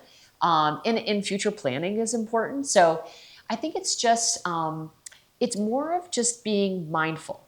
So I think if he can approach it more from, I'm just noticing things. I'm noticing the pattern on the pillow. I'm noticing the book on the table. And like the more you practice just noticing, the more present you're going to be. Yeah, because this is something I struggle with bad. I know. Well, we all do. I'm so future. Like, I'm just like, oh, and the next thing I'm going to do after this is this. And then when it gets there, it's not that I'm not satisfied. I'm happy. I'm just like, where's the next thing? I know. You know what I'm saying? And it's not bad necessarily. Like, Yeah. and I think that's where we kind of have to remove, like, we have to stop like judging and labeling everything, right? But I think principally if we know, we acknowledge that, okay, being mindful and noticing is really an important path to positive psychological functioning, then we need to just practice being mindful and practice noticing.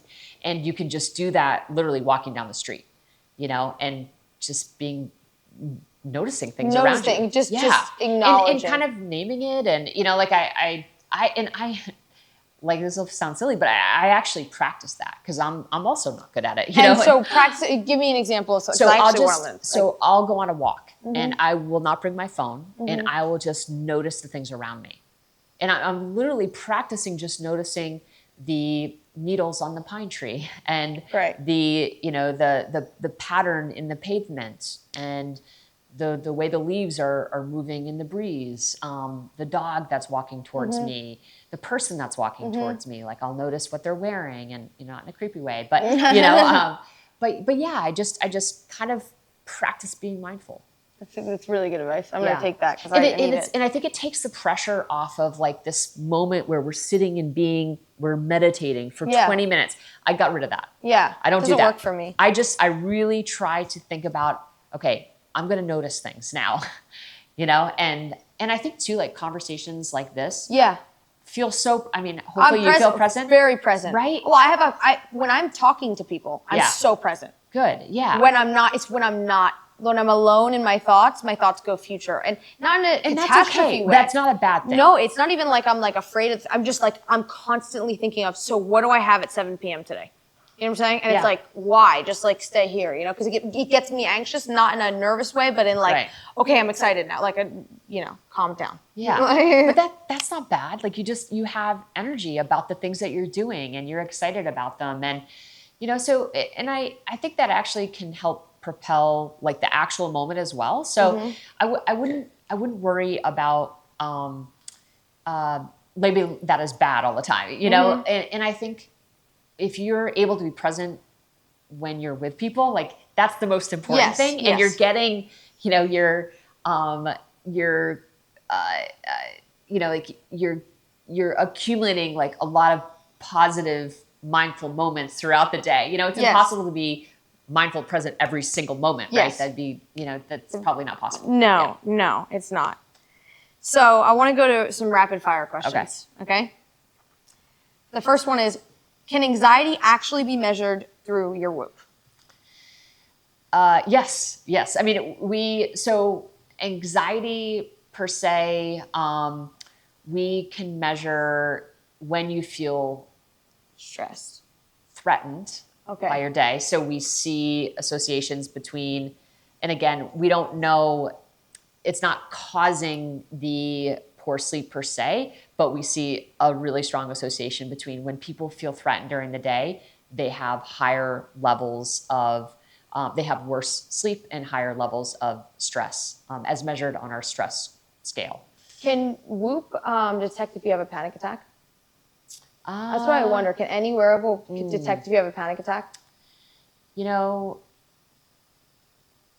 I bet we could probably build an algorithm for that if we had enough people. Well, we'd need truth data. So we need to have people who are prone to panic attacks, observe them in the wild, and then see if there's a signature in terms of heart rate, blood pressure, you know, all the things that we map. Can you tag it? Can you say, like, I had a panic attack today? Can you put that in there? Yes. And we could retrospectively go back into the data and look at when people log panic attacks. And this is how we build. This is how we kind of build features. You know, How does a panic attack affect your recovery? That's so interesting to me. Well, I don't have any data around that, but I think there are external studies that show a correlation between panic attacks and a suppressed heart rate variability. I feel confident that probably those data exist. Yeah. Okay. Panic attacks are tough. Oh, yeah. What's one emotional habit that silently destroys everything? Recovery, sleep score. What would be the number one, you think? So when I think about emotions, like you kind of put them into two buckets. Sorry, this isn't rapid fire. No, you've got emotions of fear and you have emotions of trust. So I think what silently kills is when we are operating in a state of fear all the time, and pulling from those emotions. Because I think fear is really constrictive, and trust is really expansive, right? Mm-hmm. So I think where we can go wrong is we get in these cycles of fear where those are the emotions that predominate. So we want to be in a scenario where emotions of trust predominate. So a lot of that requires, I think, sometimes just healing and why do these emotions of fear predominate, and kind of addressing some of those root causes so you can get on the side of trust. So you'd say fear is probably the worst for your recovery? Yeah, I mean it's or that threatening feeling. Yeah, I think so. I think whenever if you're chronically afraid, right, and you're pulling in those emotions, you're going to be in a sympathetic state, right? You're going to be in a state of hypervigilance, which is just very hard to sustain. Your body is going to break down. So yeah, I would say that to me, I would have, I just have a lot of empathy for people who are in those states of constant activation, constant hypervigilance, because that they don't have that autonomic nervous system flexibility, right? They're just caught in a state of fight or flight. When it comes to medication for anxiety, like a Xanax or whatever other types of panic disorder anxiety medication, constantly taking that when you have a panic attack feeling, do you think that makes it harder for them to combat stress in the future? Yeah, I mean, I don't know the clinical kind of answer to that. I don't know if anyone does, but does it make them have a tolerance, or like more like, if I constantly take a Xanax for everything that I'm afraid of or I'm panicking for, does it make me become dependent in the fact that I can't fight stress by myself? I think it silently eats away at your feelings of autonomy, your feelings of agency, right? And as I mentioned earlier, that's one of our core psychological needs, right? Purpose, efficacy, autonomy, and connection. So if we're in a situation where, we feel like we need something external to kind of solve our internal turmoil, that will eat away, I think, at our feelings of agency. That said, I would never, medication, I don't want to say medication is bad, but I do think in parallel to taking those medications, you should be working with a professional to understand the root cause of that panic, right? That root cause of that fear. So you can, so you're not hijacked by that. It's like so debilitating, Well, do you think that, like, because I've heard a lot of people say this, like, while you're taking the medications, if you are going to take them, you need to be working on yourself to the point where you can get off of them, and you can work on yourself and not be dependent. Yeah, that's the goal, right? Yeah, that's the goal. Yeah, if you can do that, then you're at least using them as a tool. Be easier said than done, For sure. And I think the other thing that gets lost in the therapy discussion is that it's you're working on agency, but there's, as a psychophysiologist, like there are really important interrelationships between our physiology and our psychology, right? And understanding the role of sleep, circadian rhythms, recovery, training. I think understanding how our psychology and physiology work together in really important ways is a super important aspect of any therapeutic intervention, right? And I don't know how much in a clinical setting those are kind of thought about together, but they should be. Can mental fatigue look identical to physical fatigue on the data on your Whoop? Yes. It does look identical. Yes. That's interesting. Yes. So how do you know whether or not it's mental or physical? So because they'll have, they won't have moved as much, Oh, right. but still have but the data accumulated strain. on the stress and the strain is the exact same. Yeah, so that's where our stress score is so valuable, because basically we have strain, Right. which is just this measure of cardiovascular load, but then we also are measuring your HRV and heart rate 24/7. And that stress score is on a scale of 0 to 3. So basically you can be totally sedentary, but have a really high stress score. For sure. Right? So that is mental stress. So that's how we measure Wow, it. that's interesting. I didn't know that. It's super fascinating. That's really interesting. Yeah. What's the number one biosignal that predicts your mindset? Oh, that predicts your mindset. So I don't know if I can't like single it out. But Which this one? Well, so let's just define mindset. Yeah. Okay. So there's lots of different ways to think about mindset, but if we think about a classic kind of definition, Carol Dweck's work, you want to have a positive growth mindset, right? So that you believe that in the future, things are going to work out, that you have the skills and resources to do what you need to do to make that happen. You have the ability or potential to have a positive growth mindset. Now, what impacts that growth mindset is a combination of factors. I would say at the very top, if you have high degree of circadian misalignment, it's going to be harder to access that positive growth mindset. So, and I think there's, the circadian stuff, the sleep stuff, the recovery stuff, the training stuff, right? That's going to impact your mindset. Purpose, ecstasy, control, connection is going to impact your mindset. So in my model of human performance, that in mindset is kind of basically these physiological and psychological influences are going to impact your mindset, which then are going to impact your energy production, your attentional capacity, your motivation, which then influence your performance potential. That was broken down very well. Thank you. That was really, really well. That's the model I've been carrying around in my head for 30 years. You're welcome. What's one thing your data says about you that your friends never could? My dad? Your data. What's one thing? Data. I was like, my dad? What's one thing your data says about you that your friends wouldn't know about you? Oh, like what? If your friends could probably sense anxiety, they could probably sense you had a bad sleep last night. What's one thing that data can only be sensed through? Like friends don't know about it. Even the closest people to you wouldn't know.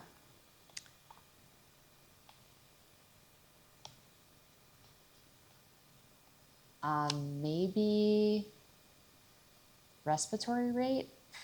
I don't know.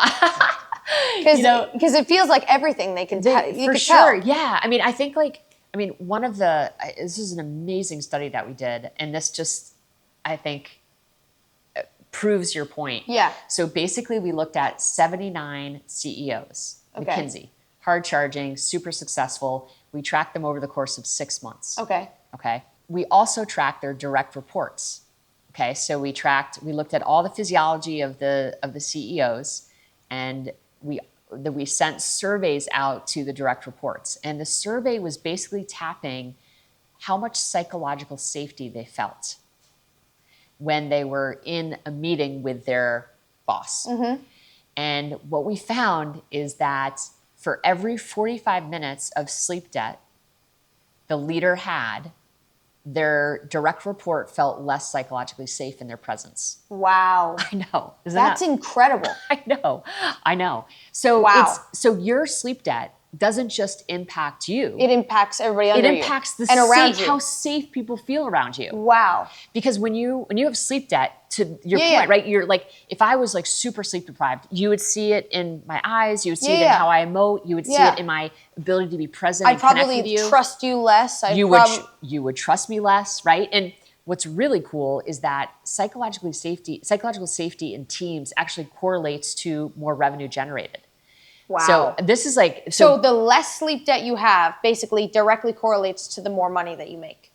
Basically, you're going to... So because you're going to have teams who feel more safe. So right. that study was done by Google. It's called Aristotle. Okay. And basically they looked at a bunch of factors across all of the teams at Google. And the one thing that predicted revenue was psychological safety of teams. So the more psychologically safe the team, they brought in an average of $4.3 million more. That's incredible. Right. So cultivating psychological safety on your teams should be the number one. And that number one can be done through sleep.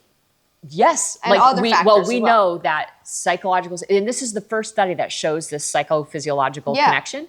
But it stands to reason that, if you are underfueled and underhydrated and, that's going to impact your ability to connect, right? Yeah. All of these physiological factors impact certainly our own mindset, but also impact, in this case, the safety, how safe people feel around you to be their kind of most authentic version, right? Which is what psychological safety measures. That's incredible. You can think about it not just in a workplace setting, but imagine your dad coming home from work. Right. And he's got exhausted. tons of sleep debt. He's exhausted. His children or her children are going to feel less safe around him or her. So true. Right?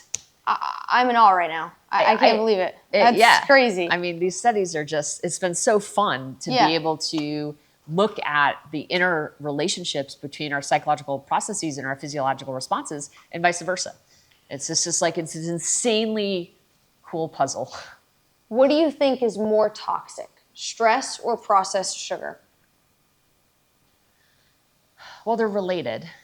I would say probably stress.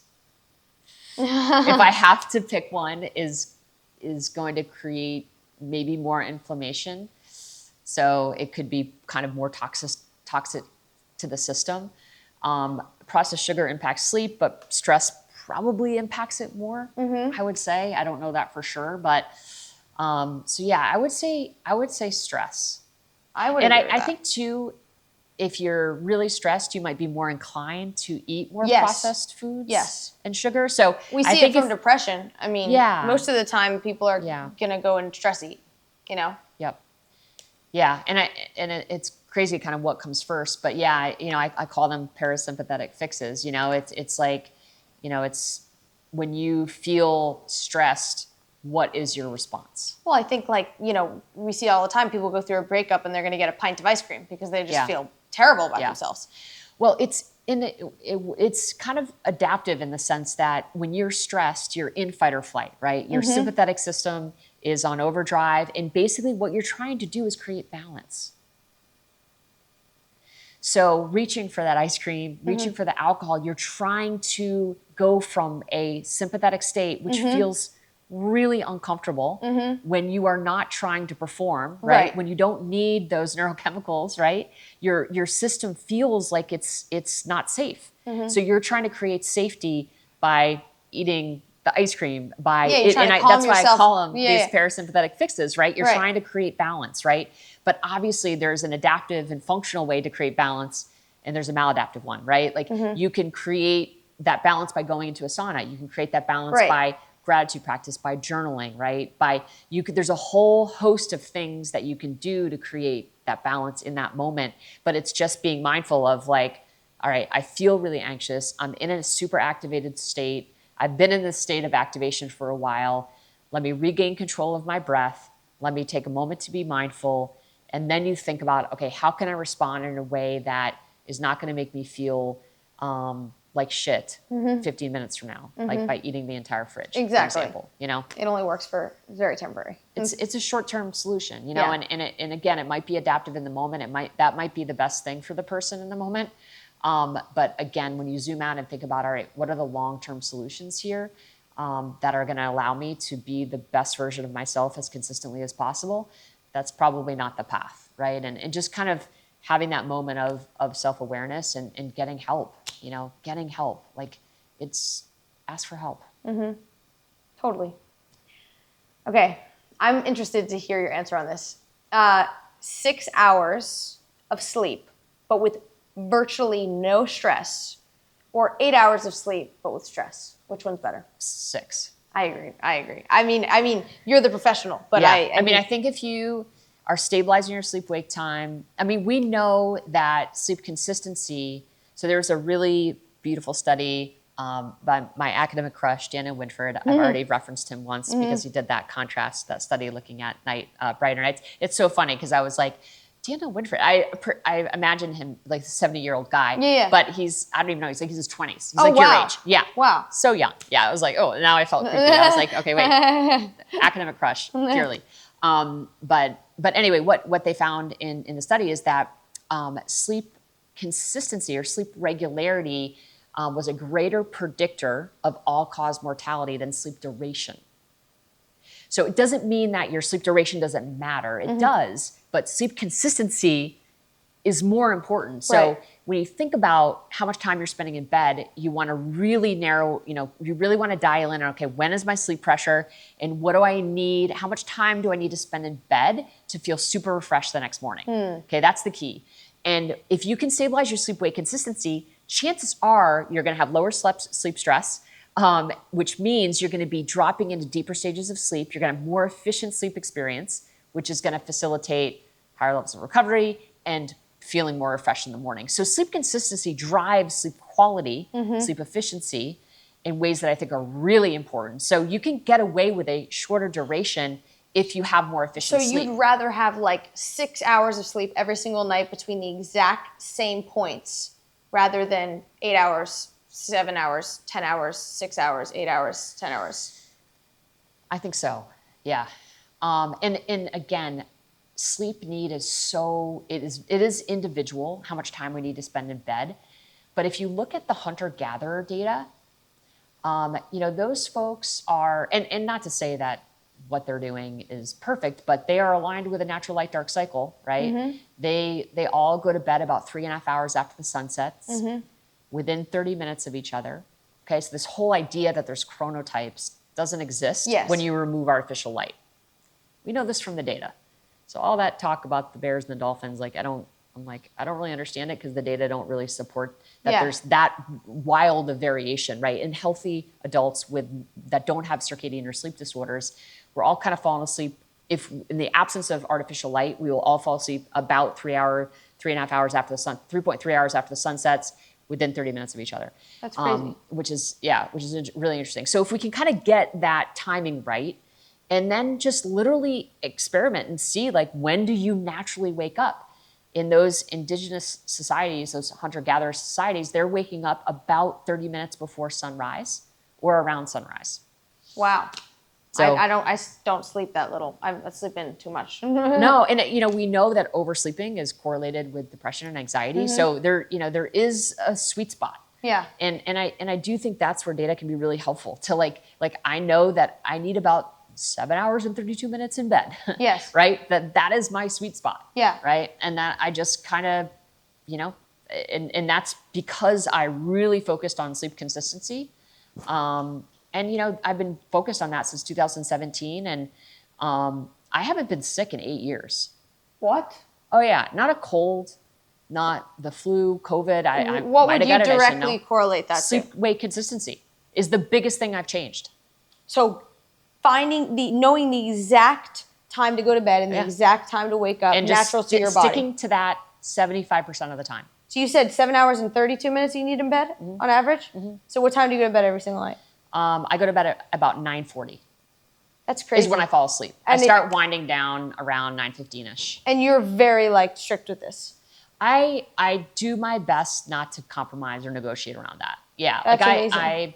I just know that I don't want to get sick. I don't want to get injured. I want to be available for my kids. I want to be available for my team at Woo. Yeah. I have a lot of demands on my time, and that is just, for me, that is how I safeguard when I'm awake. So you would say, based off the data, that the reason that you haven't gotten sick in 8 years is because you were so vigilant with when you wake up and when you go to sleep. Yeah. Consistently every night. Yeah. That's incredible. I'm gonna start doing that. You just motivated me. I don't know how else to like. I mean, obviously, I'm just N of one, right? Yeah. But so much of the data that I have, I am sitting on,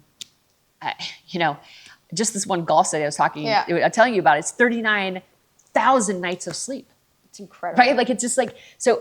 There's so much evidence, and I've published these data that sleep consistency is, I think, the biggest driver behind psychological and physiological, positive psychological and physiological functioning. Wow. I know. I don't know. I feel like I'm always talking about it, but it's just like that, just because the data are so obvious to me. Mm-hmm. But I think that is foundational to performance and health. And if you can kind of get that right, everything else kind of takes care of itself, because you're viewing light in ways that are generally aligned with the natural light-dark cycle. You are eating your meals generally that are aligned with when, during the active phase of your circadian rhythm. So I think it's a combination of things. I really double down on circadian behaviors, and that's because I was doing my PhD, and basically my PhD was circadian alignment predicts psychological and physiological functioning in humans. So I kind of showed, and I was like, wow, like it's just like being inside those data every single day and like looking at all the external literature that exists. I was like, all right, I'm just going to get these circadian behaviors right. Time restricted eating, my light behavior, my sleep-wake timing, and being active during the active phase of my circadian rhythm, and prioritizing social time during the active phase of my circadian rhythm. I'm going to do these 4 things as consistently as possible and see what happens. And it has resulted in 8 years of illness and injury-free. Incredible. Yeah. I'm motivated now. And I travel all the world. I don't live in a bubble, No, of course not. No, you travel all over the world. You're just, that's your thing. Like that's when I was traveling all over the country, my thing was I'm going to run 3 miles every single day. And I was like sick with it. I was going to do it in every city. And like, there's certain things that you just won't give up. And I totally understand that. Like, especially if it's going to help you. Totally. The next one is sauna or cold plunge. Which gives you more ROI for recovery? Sauna. Really? Why? No question about it. I mean, the data, there's way more data on sauna. But sauna has so much cardiovascular benefits. It's almost like a stressor and recovery at the same time. Like it's wild to see.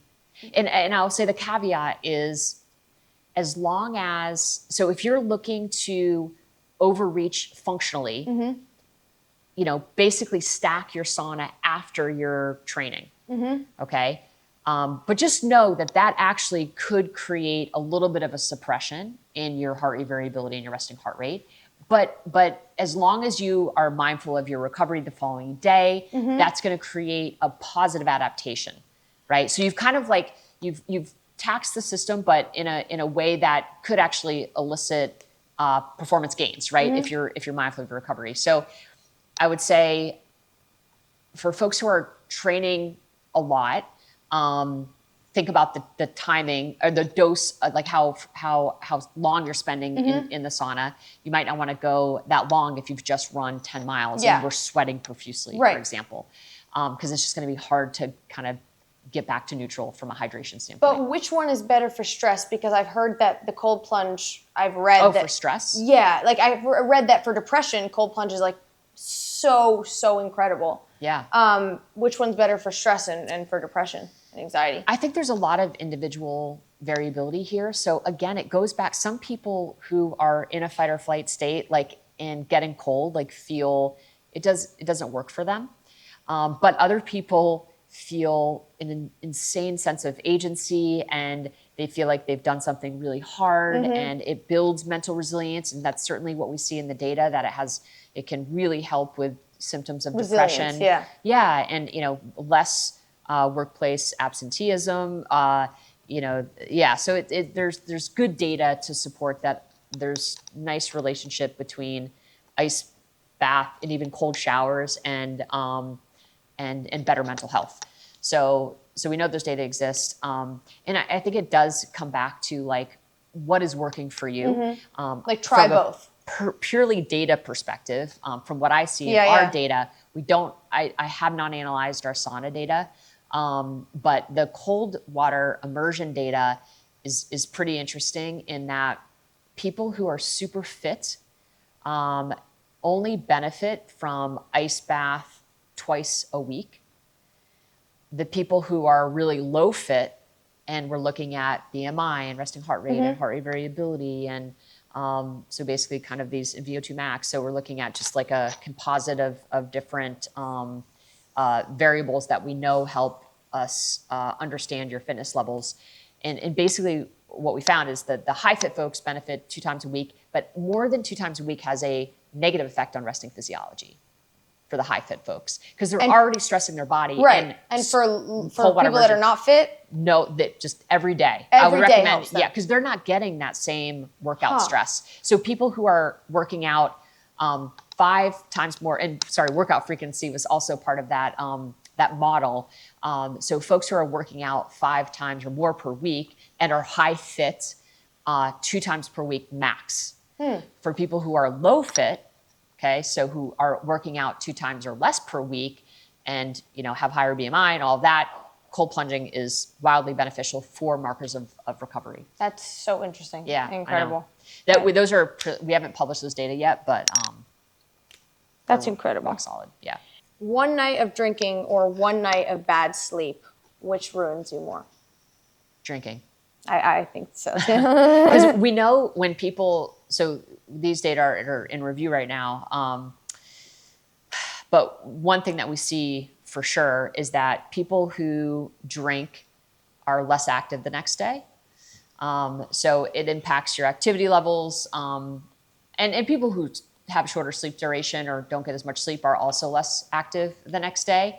But you can imagine all of the processes that are happening physiologically and biochemically when you are in a state of being hungover. Obviously, you're just layering on top, just a lot of inefficiencies, right? That, short sleep, yeah, there's stuff you have to overcome, but it's nothing like alcohol. Yeah. That's what I thought. I was like, I think, especially if you're drinking at night, like that's already going to give you a bad sleep. Yeah. So it's like your poor sleep is kind of compounded. Yeah. Meditation or exercise, which actually rewires your brain faster? Oh, I actually don't know the answer to this.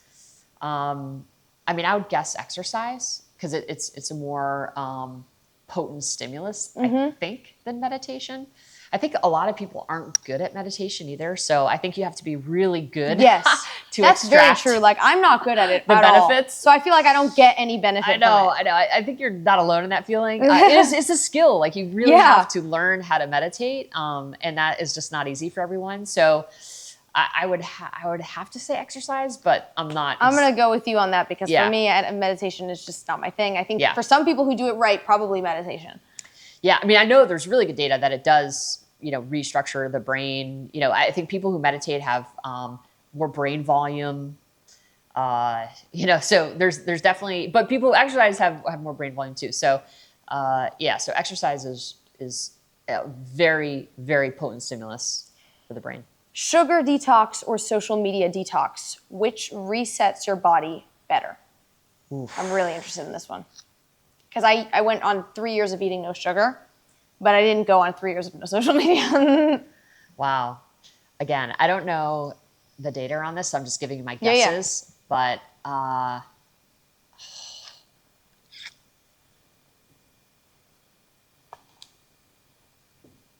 so I think you have to know the baseline, right? Like, what is your baseline sugar consumption? What is your baseline social media consumption?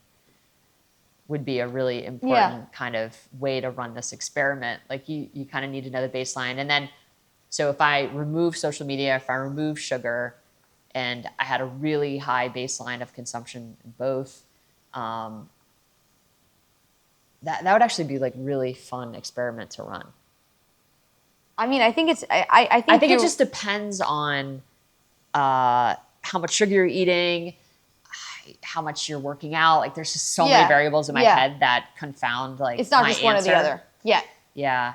I think too, it's like, how detrimental, how do you consume social media? And is it an upgrade in your life? Does it cause you stress? Does it create social comparison? Does it, like, so for a lot of people, it's super positive. For a lot of people, it's super negative. So the people who it's super negative for obviously are going to benefit from removing it from their life more than the people who it's not. So, and same with sugar, same exact kind of whatever. So I would, It depends on the person. It really depends on how it's impacting you. Yeah. 5 miles of running or 8 hours of elite sleep. Which one is better? God, I mean, they're both so important. I would say, if you had to pick one, I think 8 hours of elite sleep is just going to set you up to crush your 5 miles the next day. I think that's right. So I definitely go with like 8 hours of sleep. Like, I think people who don't sleep well don't even know what they're missing out on. Yeah. Like they're leaving so much performance potential on the table that that's like what keeps me up at night and like makes my heart hurt. Cause I'm just like, God, if you even knew what it was like to fire on all cylinders, like in a lot of the people I work with, are just already so elite. And I'm like, God, if you just kind of imagine how much better you could be. So yeah, elite sleep for sure. It just sets you up. I agree. Okay. If Whoop could track one new thing about humans, what would you want it to track? Not necessarily one that you're working on, but one that you think would be incredible. I would love for Whoop to know how much time I'm actually spending outside. Because it's so correlated with like all aspects of human health and functioning. And, I just spend a lot of time indoors, like most humans, right? And I think that it has a cost. Like I feel when I am outdoors and I get to spend all day outside, I'm so happy. Yeah. And I'm generally not on screens as much. Right. Like I would just be it would be very sobering and probably depressing if I saw those data. But I think it would also motivate me to just I really try to be conscious of like on lunch breaks, I go outside and I sit outside and, I just am really trying to build in as much outdoor time as possible. Because I know how important it is. And honestly, just how much better I feel, how much better I sleep. Like there's such a strong correlation. Like when I'm in the woods and either go for a run or walk or, it's like I'm at a bird sanctuary. I know that ages me because I love birds. I love bird watching. But I just feel so good the next day. And I sleep so well. So yeah, that would be my dream. But also have you heard that, you take off your shoes, you go to the beach and you can really connect with the ground. Does that really help? Yes. I feel like it helps when I go to the beach. There's no question, taking your shoes off and being close to the even ground, on feeling the dirt the temperature and grass. For sure. Yeah. There's really something electromagnetic happening, the earth has its own magnetism, right? And when we feel that, it's skin on earth, we're connecting in a way that's really powerful. And no question. I really believe in grounding. Yeah. Do you think that it would be ever possible for Whoop to track you being outside or no? Yeah. Yeah, you think you're going to get there one day? For sure, yeah. I mean, the limitation, of course, is that, your sleeve covers up. So, ambient, basically we need to be able to look at ambient light, right? Right. And, but I think there's a way we could basically look at GPS and there's other things that we could do to triangulate to kind of give us, I think, a really good sense of how much outdoor time someone's getting. I think that would be incredible. Because I think the next stage is and you hear this, people are actually prescribing nature. Yeah. Nature is on my list. It's right in there. But I think if you're managing life behavior, then you're managing nature. But, for sure. But just being in the natural environments are so health promoting, mentally, physically, emotionally, spiritually, that it's being prescribed, which is cool. You want to beat depression? Get your ass in the woods. Get your ass in nature. I agree. It makes me so much happier. I'm so fulfilled. I'm regenerated with energy. Yeah. You don't even have to be running 5 miles. Just go outside. Yeah. Yeah. And I don't want to be dismissive. I didn't mean for that to sound just get in nature. It's true. But it really is a powerful intervention. It's very true. Yeah. I mean, it's helped many people. That's why I say with the cold plunge is similar, like, if we have a cold plunge out there and I'm like, Yeah. if I ever feel down, I just go out there. Yeah. And then I'll just sit outside after. I mean, the chemicals that it releases, the Yeah. epinephrine and adrenaline and, it is absolutely powerful. I cold plunge, a couple times a week. Yeah. Absolutely love it. I'm in that kind of higher fit category. Yeah. So I just You don't keep need it it every single day. Yeah, I just keep I it was doing it and every feels- single day and I'm really fit, so I feel like that was a waste. Well, I just think you're already stressing your body a lot. So like layering more stress on top is probably not great. Yeah. And we know, again, in that luteal phase, like where your body is like kind of struggling to like stay neutral. Again, layering more stress on top is probably not like super helpful. So yeah, but cold water immersion, I think is a really powerful modality. I love it. I think especially for people who really feel like it helps their mental health, like do it. Yeah. And I would say if you feel like it helps and you want to do it every day, do it every day. Yeah. I really believe that part of the, like your belief effect really matters, and if you feel like it's helping, carry on. Yeah. Yeah. My last question would be, I want to hear the top 3 athletes that wear Whoop, and I want to know if you've seen their data points and what was the most shocking individually to each one of them of their data. What were you shocked at seeing from them? Well, Cristiano Ronaldo. Yeah, I'm interested in that one. It's like that guy. It's like you can't even. It's like there's a reason why he has achieved what he's achieved. He is so consistent. Of the athletes that we have, he has one of the higher sleep consistencies. That's Really? actually, even among the elite athletes, like that, they struggle with that. Yeah. And a lot of it is just due to the nature of professional sports. Right. There's just a lot of travel. There's a lot of time zone changes. Like, it's just very hard to get consistent sleep. Do you know how many hours he sleeps a night?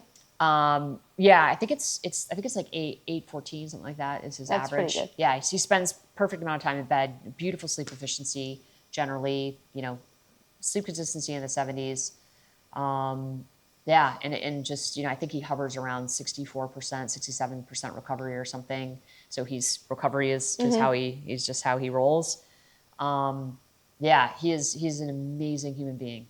And everything that you would like, everything lines up in terms of like what you would think, like your perception of him and like just reality. Like it definitely by the data, it totally supports like how like you imagine him. So what do you think in the future through biometrics we haven't tapped into yet, but would be an incredible thing to study or learn about that we're not tapping into? We have no idea anything about. Like what are we looking for in the future? So these innovations might be happening in some lab somewhere, but tears.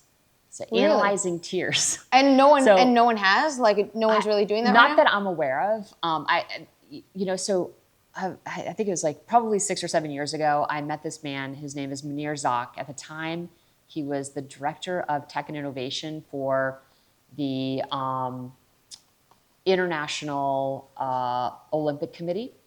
And I asked him kind of a similar question. And at the time we were looking at like different, like things that you could wear, like track gait and injury and all these sort of things. And I asked him like what he thought was like the one thing that we could be looking at that would really change the game. And he said analyzing tears. I'm shocked that nobody really has. I know. And basically what it is like when there are increased levels of protein in the tears, you are susceptible for a whole host of diseases. Really? Yeah. And yeah, like I know the laundry list is like, it's diabetes and Parkinson's and multiple sclerosis. So we can know beforehand if you're more prone? Potentially, yeah. And I just don't know what labs are analyzing the proteins in tears, but it seems like that to me is an interesting opportunity that, I'm kind of in this space like pretty aggressively, and I haven't really heard much about it since I talked to Munir about it. So I need to like get back in. I need to go down that rabbit hole. Just you asking that question really prompted. Just kind of got into the recesses of my brain. But yeah, I mean, I think there's probably something really powerful around that we're not capitalizing on. Do you think with Whoop, do you think that you in the future will be able to track hormones and neurochemicals like dopamine, serotonin, testosterone, estrogen, cortisol, stuff like that? Or is that not possible? There is actually a lot of new innovations that are coming out that have an algorithm that basically can measure.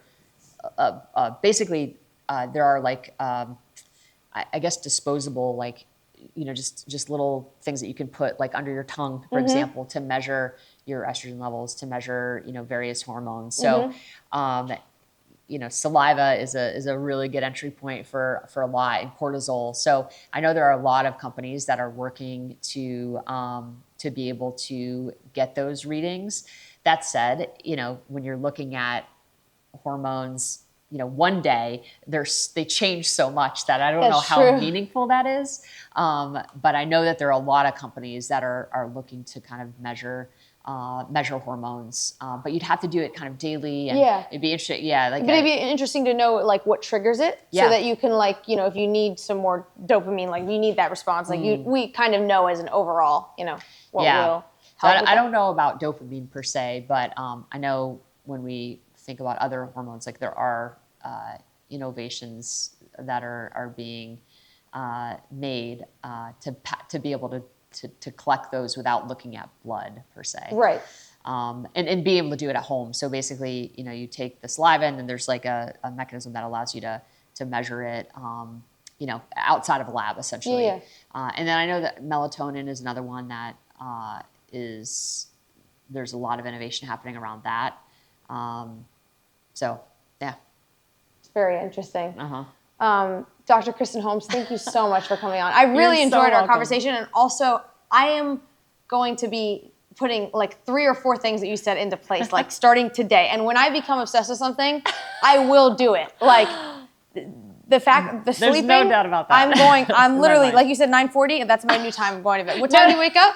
No. Remember, it's individual. No, I know, but you're younger than I am, so it would stand to reason that your natural pressure for sleep is probably a little later than mine. Okay, so 10:30. But I'm going to pick a time. Well, I think you need to figure out what your natural pressure for sleep is. It is kind of like 10:30. I do usually go. So basically, you know, we're going to dim lights about 30 minutes before. Right. That's going to be, and then let's see when you naturally wake up. So after, you know, a week or so, you should have that beautiful, perfect kind of.